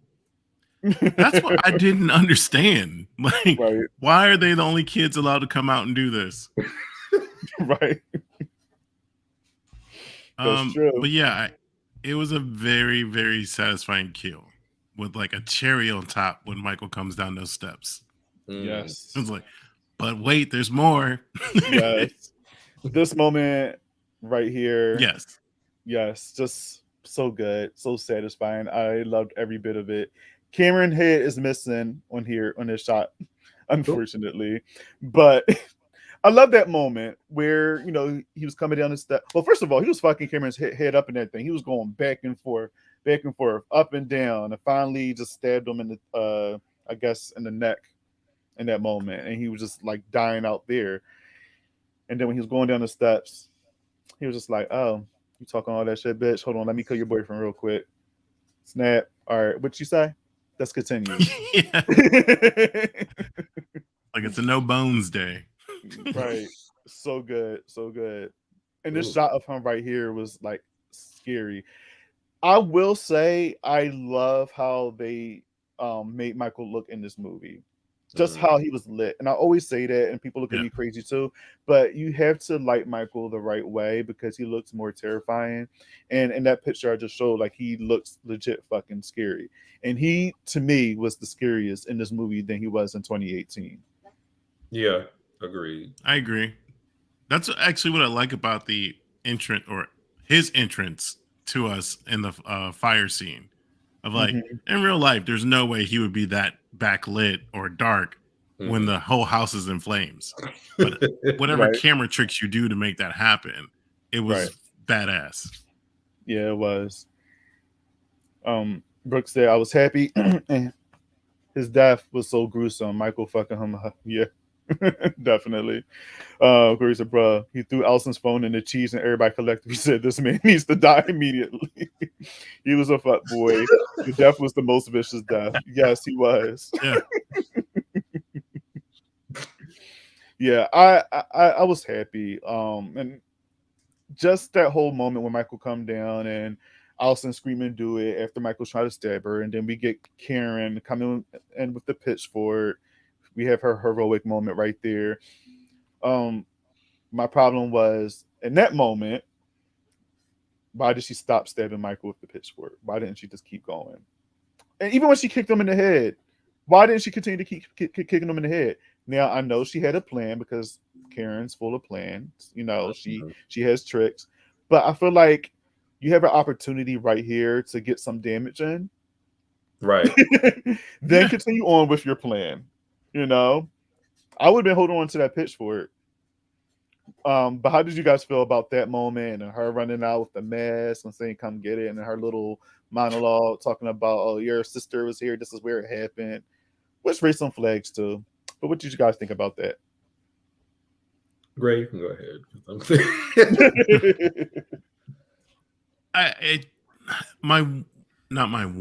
One of my complaints about this film is I feel like they beat us over the head with the course correction or the narrative of like She's not going after Lori. He's not motivated by anything. This is his one and only sister. This is his house. This is what Hawkins did. And it's just like, just fucking kill him. Like, there's a lot of talking going on and not enough stabby. Yeah. And I came here for the stabby. Right. So, I mean, to your point of like, she had him down for the count. Go to work. Yes. That would be me. I would go to work. If I had that opportunity right there, I would just go in until I can't anymore. Until I see him getting up after, like, I'm still stabbing him up. That's when I will go ahead and run. But go in. I was also like, she went out into the street. He could have turned him and like, no, I'm gonna kill this bitch first, and then I'm gonna come after you. Right. Yeah. He could have went back and killed Allison. But I don't know. It's like they try to turn him into some typical killer who wants to come after some innocent woman barely running through some yard. I mean, I get it was a part of her plan. I just wish it were a little executed a little differently. That's all. But yes, stab him up when you can. I guess the whole point with him like not worrying about Allison and chasing after Karen is because she had his mask. That mask is his. Yeah. You know what I mean? Like, I guess that mask give him like that energy to keep going, and that's his priority. So I believe that's why he didn't really worry about Allison at that moment. But the music in that scene too was great as well, especially when we see the mask on the ground. We see him walk towards it. He picks it. Lights start flashing. Cameron says, "Gotcha" again. And Michael's looking around like, oh, okay. All right. And put his mask on, and then that music starts swelling up, and then everybody just start going in and whooping Michael's ass. Michael was getting a few little stabs in, but they were getting him out of here. My opinion, I feel like Brackett was underused in this moment here. First of all, I feel like Brackett shouldn't have been there. I know you want to get some like you want to get revenge for what he did to your daughter 40 years ago, but I don't know, like, you shouldn't be that close to him. Your ass is like 90 years old. Like, you shouldn't be right there. Like, and then especially with that line, like, everybody's entitled for one good scare. Again, I love that line, but not at that moment. And I know, Grae, you mentioned that before too, how you felt like that line wasn't used in the right moment. Yeah, it's like a Kardashian or a Jenner and a Pepsi commercial. Just the timing wasn't right. It was a lot of that in this movie. It's just like how things were like said and how like the camera was like positioned around them. Like even when they introduced Brackett, like again, Lori and Brackett, first of all, don't even have interaction. Going back real quick in this movie, I would think that they would have interaction, but they don't. But when he hears Lori's name from a distance, he's like, Lori. And then the cameras go on to his tag that says Brackett. I thought that was a little cheesy because I'm just like, y'all didn't have to move the camera down to his name tag. You could have found a different way to introduce Sheriff Brackett. Maybe he could have walked into Lori's room and Lori would have recognized him or something. I don't know. I just thought that was a little cheesy. But anyway, going back to the fight at the end, I felt like Brackett shouldn't have been there because otherwise his ass wouldn't have got sliced the fuck up. He would have been alive. That's where they should have brought the mob at the hospital. I mean, granted, they did have a lot of people to jump in. Yeah. I loved it. I love the music. I love watching everybody pull up. Something in me did say, okay, this is not going to work, but I still love watching him beat his ass a little bit. Yeah. Even the woman, she had like her hair tied back. She had this real intense look when she was walking past. Oh, yeah. I love that. I'm all for a little street justice. I'm okay with it. Mm-hmm. Yeah. I was okay with Michael fucking everybody up and getting them out of here. I was just like, yes. That moment. So this is when you know Michael is obviously something other, like he's not human. Mm-hmm. He's inhuman or something. Because you got shot up, you got stabbed in the neck. Like, you've been through so much stuff. And then Lori, with her dialogue, she's going on saying, no man can survive what he's been through. and things like this. So obviously he's something else. And then that's when Michael kind of revives and turn into like something else and just start slashing everybody and just start fucking them up. We get the death of Tommy, which yes, like I was ready for him to go. I wish we seen him actually get hit with the bat. I know we see the bat go down and the blood splatter out everywhere, but I actually wish we seen it. I don't know why. I just you want a Walking Dead Glenn situation? I mean, I didn't. Go ahead, I didn't think about the connection between Lucille and Huckleberry. Like two bats. The names. Yeah, it's just like and they focused on that so much, and I'm just like, I don't understand. Like, I don't get it. Is this just gonna like, are we gonna see this play out later? Like, is something going to unfold? Like, I just didn't understand that connection. So, well, anyway, Tommy got beat with his own bat. A bat he stole, by the way. It's not his. Yes, from a small business owner. That's true. Did he put like a tip in or something? Like he borrowed it and put like money in a jar? I think he stole somebody else's money on the counter and put it in. Yeah, it wasn't exactly. It was money laying on the counter and he puts it in. Bro. That is funny. Corey said, agree. They had some weird editing choices with the introductions and the fanfare. When Michael switched gears and killed everybody in the mob, I was so happy. The biggest smile of 2021 over her. I agree. Same here. But that mask was like a suit of armor for Michael. They shot him, beat him, everything, and it did not phase him. He got right on up and killed all of them. Then went in those houses to finish off Karen. Yes, that was a crazy scene there too. Corey also said, agreed. They should have shown Tommy's flattened head. Yet they went all out to show the gore after that one dude's suicide. Weird. Right. That's what I meant. Like, they showed the dude's suicide. I prefer if they didn't show that with him, just because, I mean, he wasn't like a main character. You know what I mean? Like, he was just there just to give us what, you know, how people in the mob react and whatever. Anyway, like, he wasn't a big part of the movie. But they went all out for that, like Corey said, but they didn't show Tommy fucked up. I wanted that because Tommy got my nerves in this movie, so I would have loved to see that. And like I said before, they can get away with it and Rob Zombie's Halloween, but why didn't they do it here? Just saying. Because he started the January 6th insurrection in this movie, and they didn't want to show that. They wanted to deny it and deleted scene. Yeah, probably a deleted scene. Unrated version or something of this movie. Yeah, probably. Oh yeah, so we get that. Music was awesome in this scene as well. We get Karen. She's feeling something's coming over her. Something's telling her to go back inside the Myers house because she sees a vision of little Michael Myers up in Judith's window. So she goes upstairs, seeing the blood on the stairs, seeing the blood in her room, and she's feeling something. It looked like she's having a vision. I don't know what the hell's going on with Karen at this point. And Michael just comes out of the blue and stab her ass up. And she's down. She's dead. Now, everybody in the chats as well. I know what Grae. I know what Grae think of this ending, but Michael, I'm not too sure what you think about this ending too much as far as your thoughts of what actually happened to Karen. But everybody in the comments, I want to know what your guys' thoughts of Karen's death. Do you think it really happened? Is it real? But back to you guys. Do y'all think Karen is really dead, or I'm gonna let Michael go first? Yes. Because Michael, remember we talked, and remember I told you my thoughts, and I think you told me a little bit about yours. But I hope she isn't dead.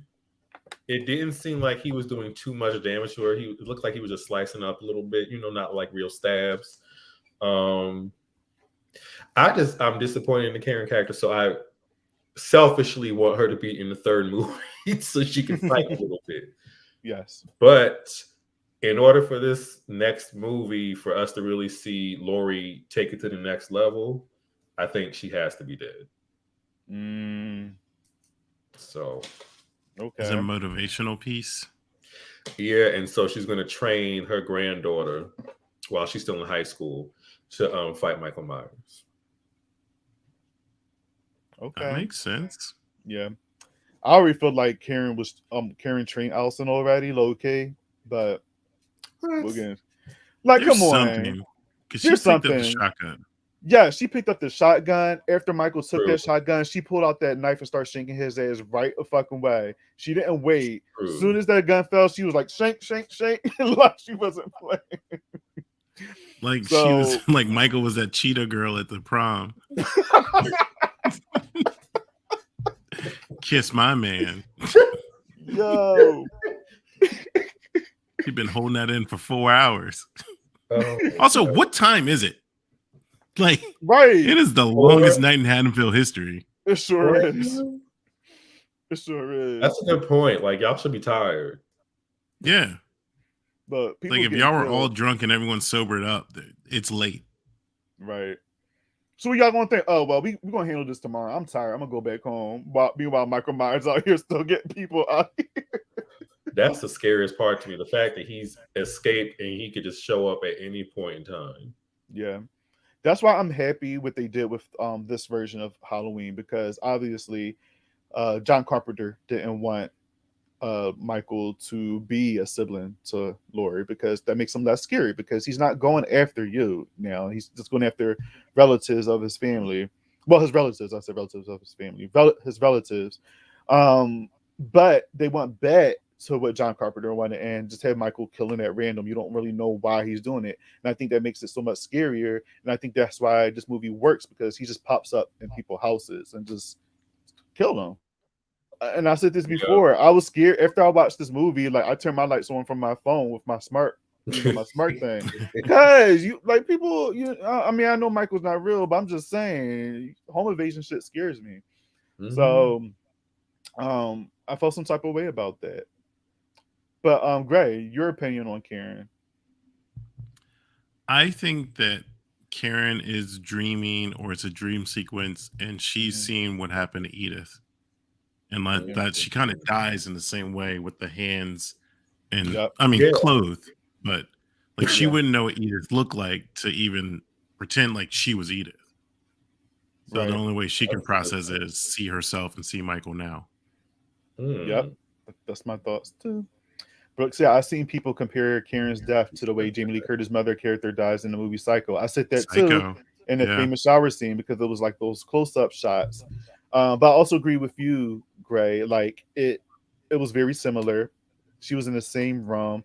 She mentioned it right when she had his mask. She mentioned it to him. She was like, "You were right here. It was in this house or whatever." And I kept going back every time they talked about Michael looking at himself through his reflection, or from his reflection through the window. They always showed Judy Greer character Karen looking out of her and looking at her own reflection. So for me, I feel like there's some connection there. There's a tie-in. I don't know how they're going to present that to us in Halloween Ends, but I just hope that it's not too off, and then they introduce some very supernatural shit, because then that's why I'm like, all right, y'all did okay, but now y'all introduce kind of like the Thorn thing. You know what I mean? Y'all were doing okay, but now y'all introducing cults and all this extra shit. So I'm just hoping that they don't go too far left. When it comes to Ends involving Karen and her premonition or vision or whatever. I think it's going to go semi that way. Like, because you got to explain why a 6-year-old man is going to stop aging and keep killing if we get 5, 4, 8, 10 more of these or whatever. Versus like it's transferred to somebody, not a relative. Yeah. True. But to go back to the Psycho thing, that actually tracks, because Carpenter was inspired by Psycho when he made it. That's how we get the Loomis character to begin with. Yep. And then so for David Gordon Green to go and emulate what he was emulating, to go back to Alfred Hitchcock. Yes. I love that. And again, maybe the vision and premonition thing is like, again, we're just thinking too much, but maybe it's just a nod to Psycho and we're just doing the most. Who knows? But that's how it's presented to us. Scotty said, I think Karen got killed. It was definitely a parallel to his murder of his sister at 6-year-old. We'll see how it motivates JLC and Halloween ends. Yeah, I think that's part of the deleted scene. Something happens to Karen and Lori finds out, and yeah, shit happens. You did mention something that made me think Lori's perspective doesn't make a lot of sense, because if this is a direct sequel and she's not a sibling of his, I almost wish they would have just said she's preparing herself just in case anything ever happens to her again, not necessarily Michael's coming to get her. Because if they're not related and he hasn't come back in 40 years, why do you think he's coming after you? Right. So it kind of... I think some of that speaks to her being a little unhinged and PTSD, and never seeking proper treatment for it. Because there is nothing to indicate that he's coming for you. Right. I wonder, I don't know. Like, I understand her traumatic history that happened in 78, but it's just like, why do you think that he's coming for you? Like, what is there? Like, I mean, I guess that's why that's probably beating her up too. But at the same time, it's just like, I mean, he killed your friends. He killed other people that same night. So why do you think that he's coming for you? Right. And if that were so, you would have probably slapped him with a restraining order or something along those lines. Because at that point, you think he's human. Back 78, 80 or whatever. That would have just been a normal step. Yeah, exactly. And she even said in 2018, she said that Michael is human. Now she's going back on her word and saying that he's not human. So, right. She's been keeping tabs on him because she knew that he was transferring facilities. Like, you could at the very least file the bus to make sure it got to the next place. Right. Or went up in there and shot his ass. And, I mean, you would have probably went to jail. But well, there is a theory that she caused the accident. Yeah, I was going to say there's a deleted scene. I heard that was the original part, that she caused the accident, and that's the reason why Michael escaped the bus. Ooh, that's some shit. Wait. Right. They should have kept that. That would have added more suspense to everything. I would have loved that. Oh, Black Gay Comic Gate, what's up? I'm like, so are they making Michael supernatural or not? Seems like they are playing with both. Yeah, it's a bit confusing. It can be a bit confusing. I'm not. Yeah, I don't know. They're just saying he's pure evil. Pure evil doesn't die. They keep saying evil dies tonight. In this case, it doesn't. So it's just I think the mask is going to be a tie-in to the supernatural element. I think it's a silver shamrock mask, and that's what powers him. I'm happy you said that. Because his body takes the damage and doesn't regenerate. Like his eye scar from 78 never came back, but he puts on the mask, he doesn't die. Takes out the mask, he ages, turns into a 6-year-old man, or however old he's supposed to be. Right.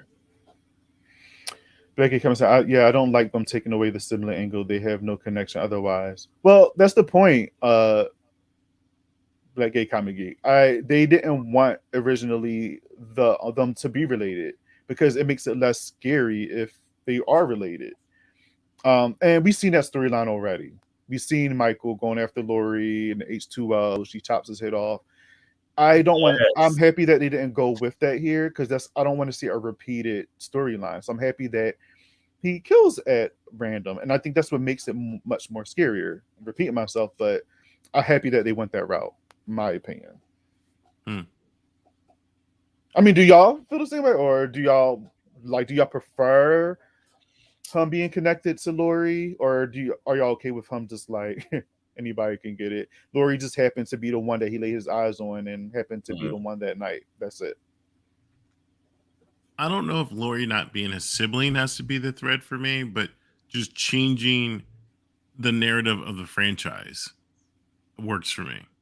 Yeah. Because we've had, 10 other movies where we've had horses, we've had Thorn, we've had Michael not being it whatsoever. Yeah. And at least this is a clear, direct 3 films for now. that does tie nicely into 78. So technically, we're on the third film of this new line going into the fourth. Right. It makes me not care about Laurie as much, to be honest, to know that she's not really related to him. I still want to see her beat his ass a little bit, but I'm not. It doesn't hold as much weight with that story for me. Now, the fact that he's just randomly going around killing people works in a horror sense, because I want to see that as well. And it extends the franchise. If we stop caring about Laurie and accept other new characters, Hollywood makes more money. You don't have to. And I keep paying. Right, me too. Corey said, I said the same thing. If they tie it into Silver Shamrock, I'm a bust. I would really love that, because I need them to explain something. Yeah. That would be a shock to a lot of people. I'm sure a lot of people's not thinking about that, but because then you're gonna have to kind of you're not gonna have to watch the other movie, but kind of do some kind of tie-in so people know what the fuck is going on, or so they can explain it. Right. Corey said, as long as they don't make Michael related, make him a rapist, or make him a slave to a cult, I'll honestly be satisfied with anything. Or incestuous. Yes. Because he was peeking in on his sister. Oh, true. I guess the writing was there all along. Right. I'm okay with them changing it, but if that's what they're going to do, then stick with it and not make it about Laurie versus Michael all the time. Yeah, and I think that's why they're setting it up like this, because they're finishing off Laurie's storyline. I have a feeling that they're going to do more Halloween movies. Now, do I think it's going to continue in this world? Probably not, but it sets the way of them, like what Grace said, to focus on other characters rather than it always being about him and Laurie, because they're not related. So once they finally get this done right here, her story, they can focus on maybe somebody different. I do not need to see cookie cutter TikTok girls running from Michael Myers in the next. I don't need that. Laurie killed his ass this next movie. Just be done with it. So many people is over it, and like even my friend Shanice, she's like, just kill him. I want more. Give me all the Halloween movies. I mean, come on, why not? Because it isn't even going to be Michael and Laurie. It's going to be her hunting him down if Karen is dead. Mm-hmm. It's not even going to be him going after her, obviously. So, and they said Halloween Ends is also going to be a 4-year time jump. So, yeah, because I think it's going to take place like in today's time, 2021. Yeah, so they're going to acknowledge COVID and everything. Yeah. Okay. So, what, COVID is going to kill Michael Myers? That's how he's going to officially die? He started it. They wouldn't let him in the vaccination office. Right. Just imagine Michael just sitting there waiting to be seen to get vaccinated. And they still in Haddonfield, knowing he a lot. What? That is true. Corey said they link Silver Shamrock to Halloween Ends, and then in like a couple years we get a trailer for Halloween season of the Witch reboot sequel, and that'll break the internet. Thank you. Yes.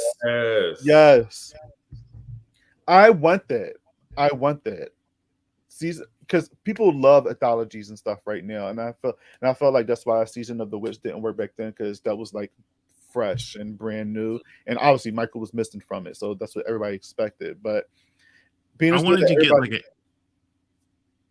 No, go ahead. Like an Into the Dark treatment where guest directors do it each time. Yes.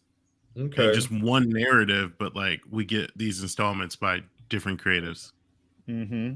That'd be hot. That would be dope. Hopefully we'll get that. If we don't get more movies, then maybe we'll get TV series focused on like what we were just saying. Rob Zombie was trying to play around with an incest angle between Michael and the sister. He killed a little in his Halloween, and I wasn't feeling it. Yeah, I mean, just leave incest alone. So 4 years later and even more trauma. Yeah. Unfortunately, yes. Unfortunately.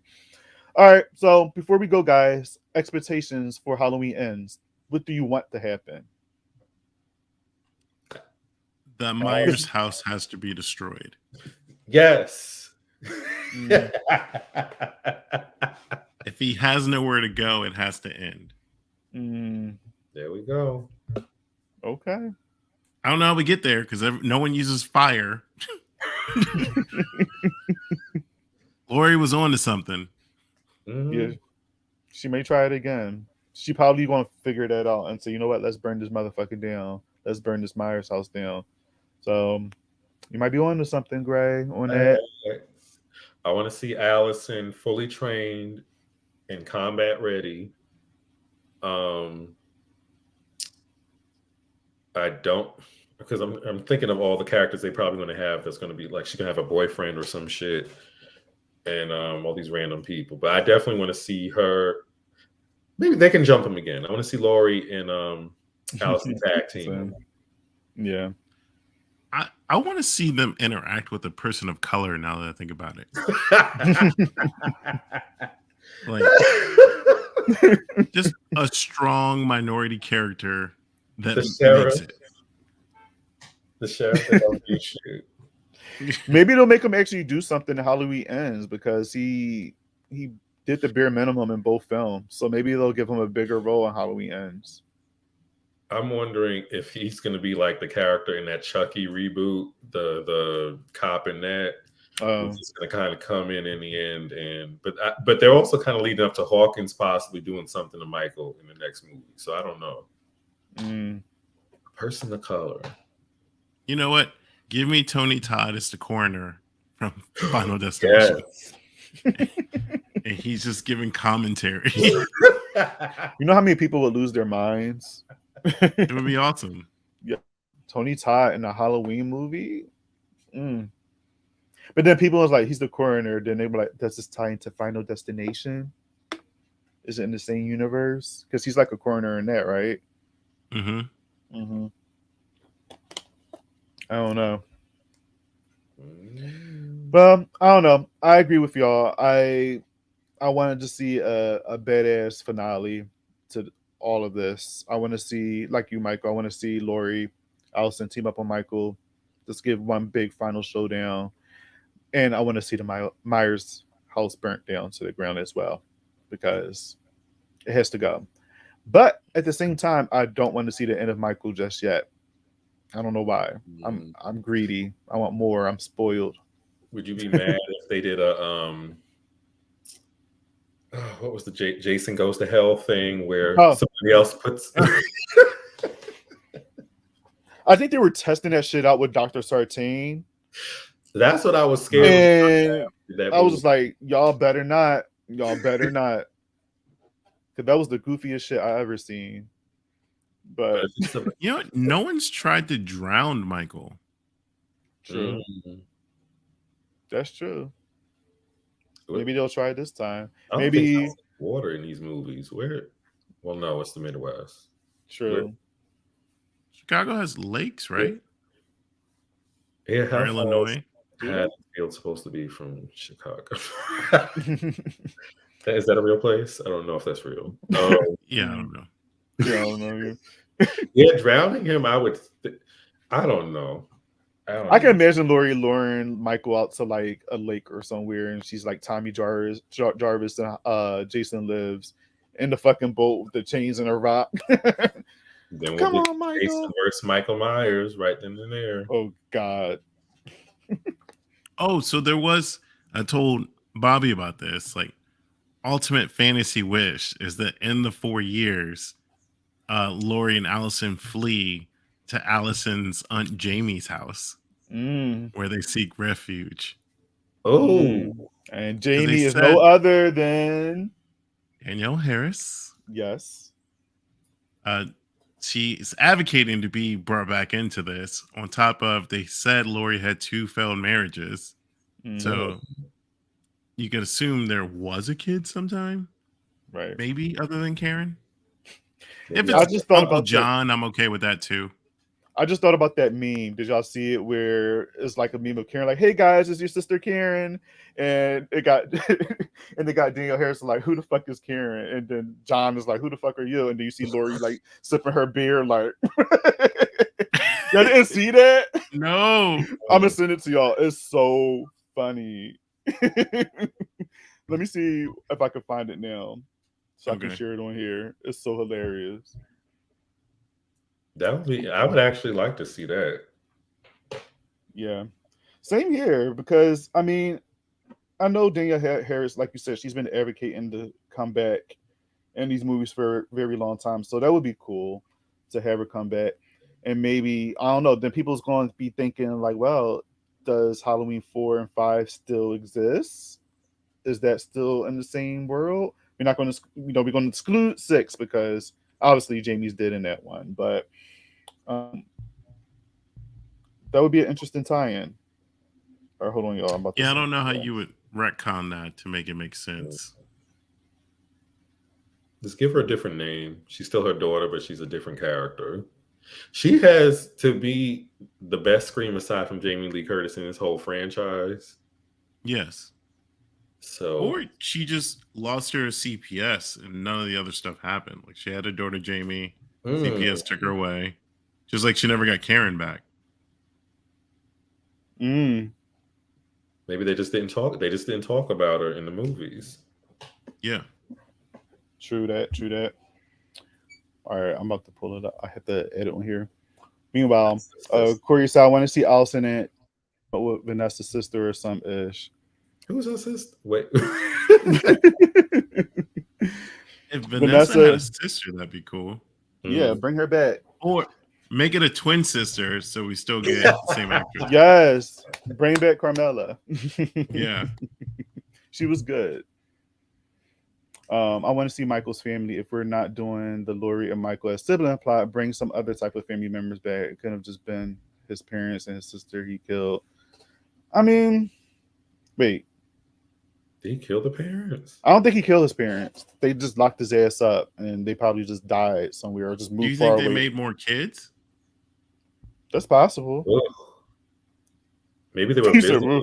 Well, they wouldn't just leave their son locked up, so they were visiting him probably. Yeah. Then after a while they just gave up or something. Yeah. Because I mean, if like you Rob, go by go ahead, Greg, Rob sorry. Zombie, I was just about to say that. Baby. Okay. I was just going to say that. All right, I'm sorry guys, I'm still looking for this meme so I can show y'all. I'm going through my thing here. I'm surprised y'all haven't seen it. I actually just screenshot it off of Danielle Harris thing because she posted it because she thought it was funny. All right, here we go. Let me see if I can bring it up here. Hopefully it shows the whole entire thing. Here we go.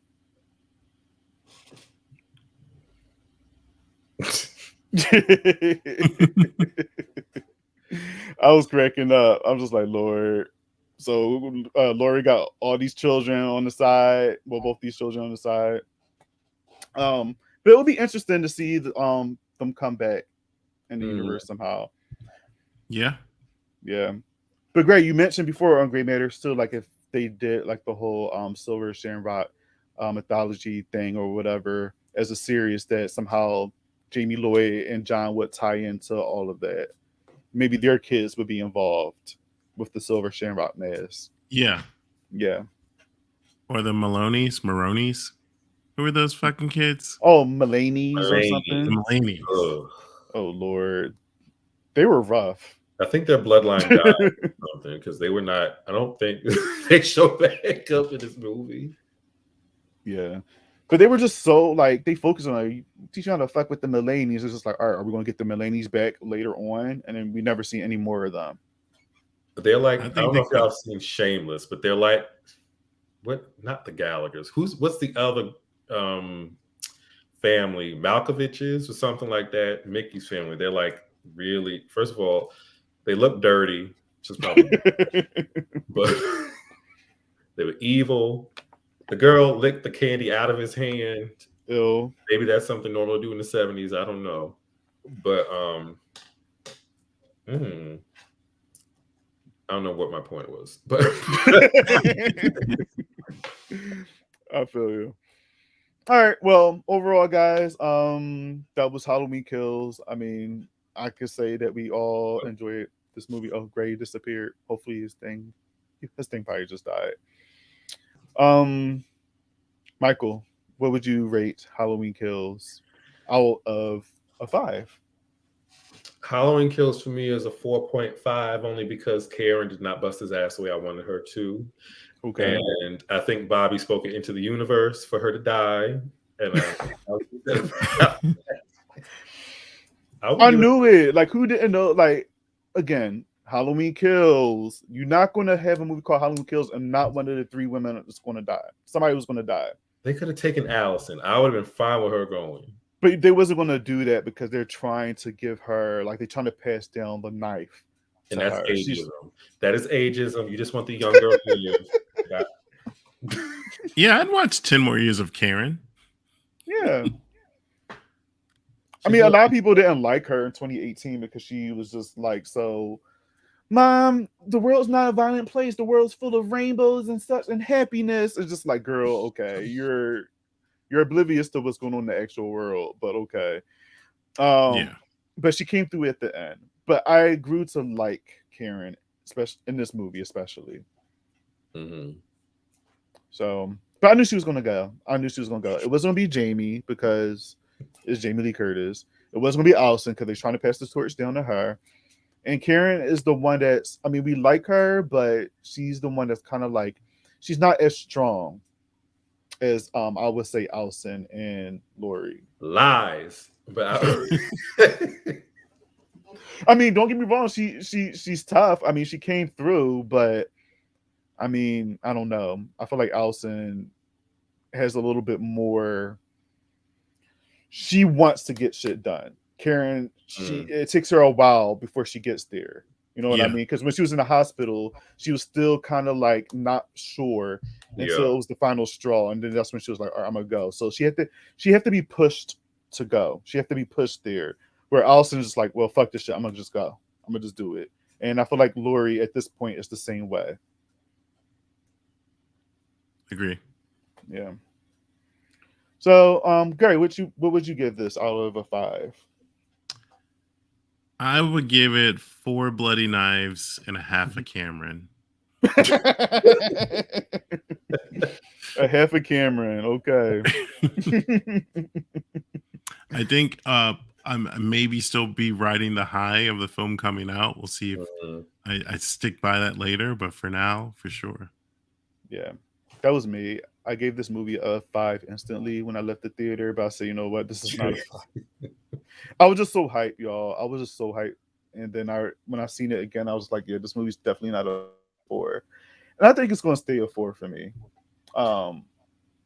With Halloween 2018, it did go up and down just because like I was in a high when I seen that movie too. But then the more I watched it, I felt more problems with it and things I wanted in a resurgence of a Halloween movie.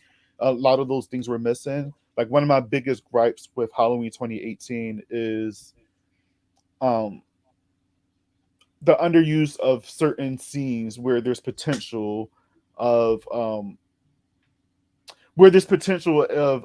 potential character. All right, for instance, let me get, because I sound stupid. Michael, I talked to you before about this with the whole scene where Allison sees Oscar impaled on the fence, right? And then Michael comes out and that awesome soundtrack plays, right? Allison goes running down the street screaming, and while that soundtrack is playing, but Michael is not chasing after her. I was pissed because that was a great opportunity to kind of recreate that awesome moment that happened in Halloween 78 with this banging ass soundtrack. I felt like that was a wasted opportunity. And it's little stuff like that bothers me. And then also just Allison just scurrying through the mannequins and just it was just a lot of stuff that didn't make sense in that movie for me. So the more I watched the movie, I got really picky. But with Halloween Kills, I don't think I'm gonna feel that way. I watched it 3 times already, and I think I think I'm okay. I think I'm solidified. I'm solid with my 4. So I'm sticking with a 4. I think the test definitely will be which ones do you watch years from now. Like I definitely see me watching Halloween Kills. Maybe not 2018 that much. Like I still like Halloween 2. Even though people talk shit, I still like Curse of the Michael Myers. And I like Halloween 4. Those are the 3 that I will, and H2O, but mainly the last half. Okay. But those are the ones I continue to watch versus the other ones. Right.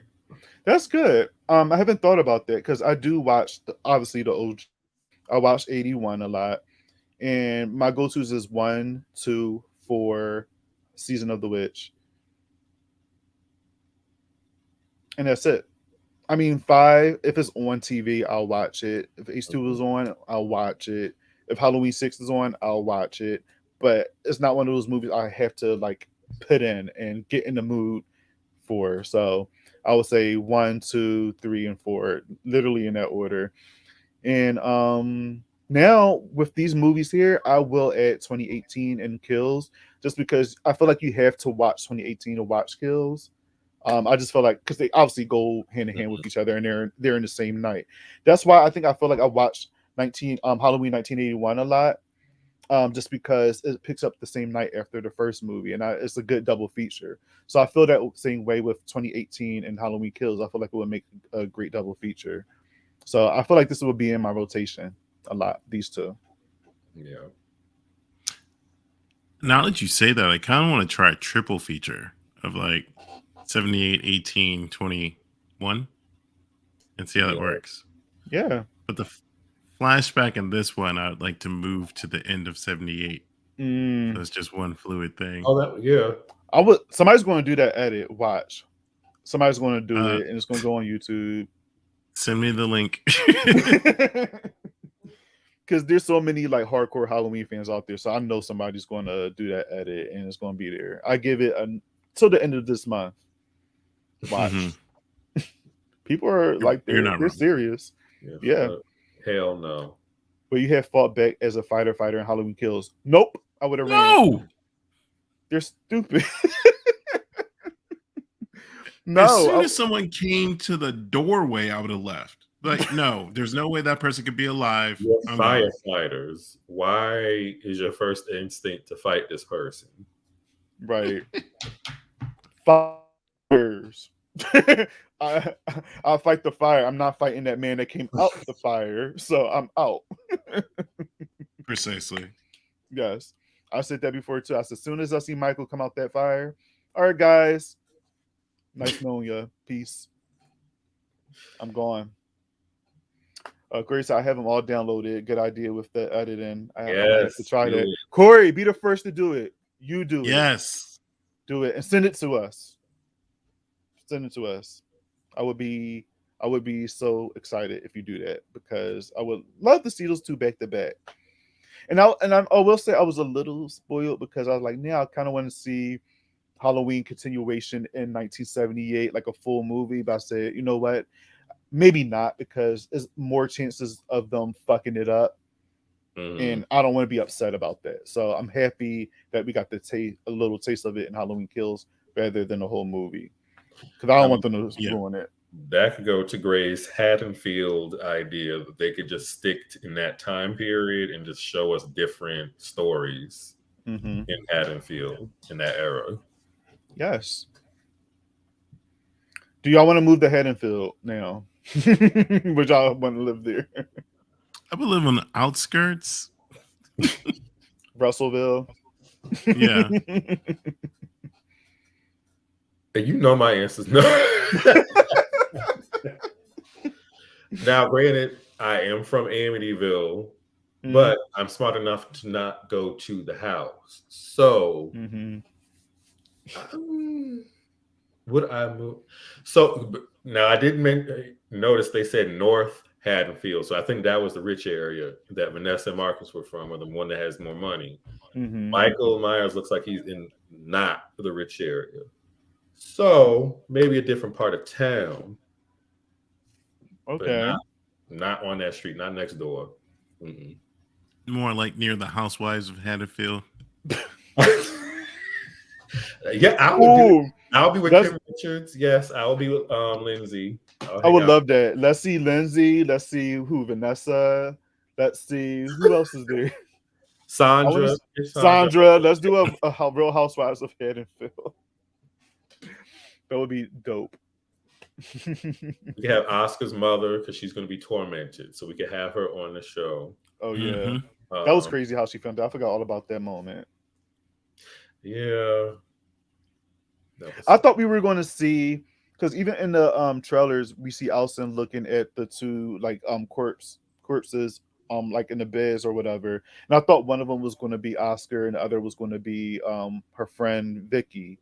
But when in the movie you see it's just Sartain, but you don't know who the other one is. I forgot about Vicky. Right? Yeah. They didn't even mention her. And we got to see Julian a little bit. Oh yeah, I was happy. Which makes me think if he gets to age up 4 years, we're gonna get to see him again. Mm-hmm. That's true. Oh, then he's gonna be at killing age, though. I don't know. Oh God, Michael! He killed the other kid in the first movie. I'll move into the Myers house. Me and Michael can coexist. He can have that window. We straight. I'll just mind my own business per usual. Go with Grae's theory, like you said.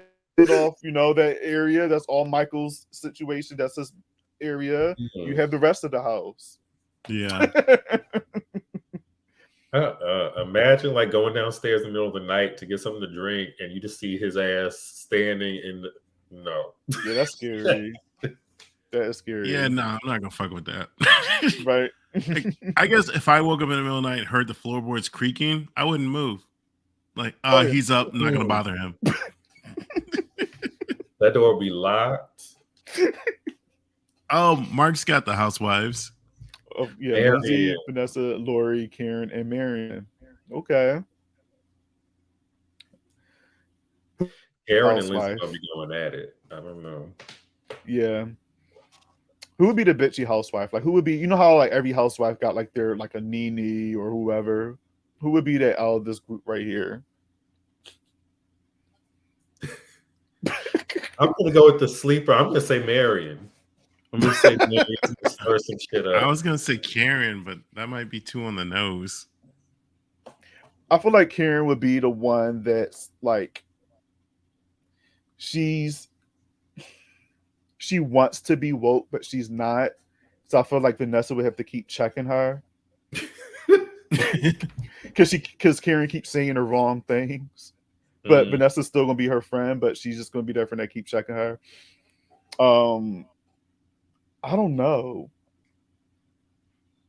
I would say Marion too. You have to. I would say Marion. For some reason, she just seemed like she would be a rude ass.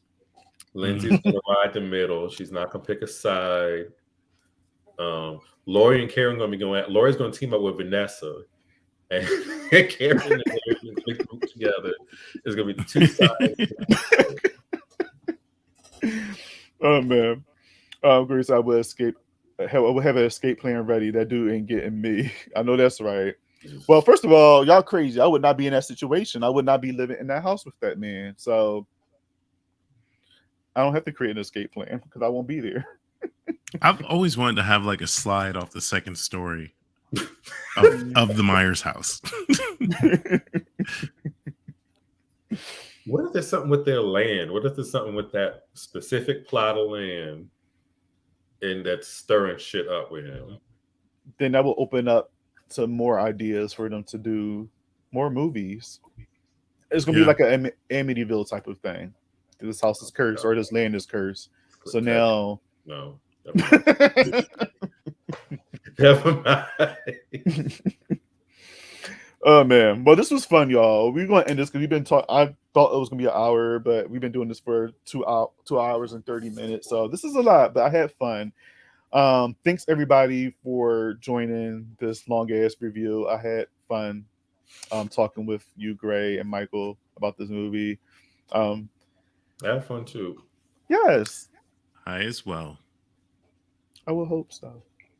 Thank you everybody that's been that's here. Mark, Art, Corey, Shanice, Omar, all you guys. It's been great. Thanks for showing up and coming through.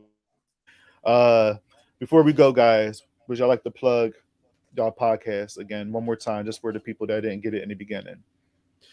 You could find me. The podcast is The People Under the Scares on Apple Podcasts and Spotify and all the other ones. Anywhere you can find podcasts. Right. And you can find me on Kill the Dead or Gray Matter on the same platforms. They're both great.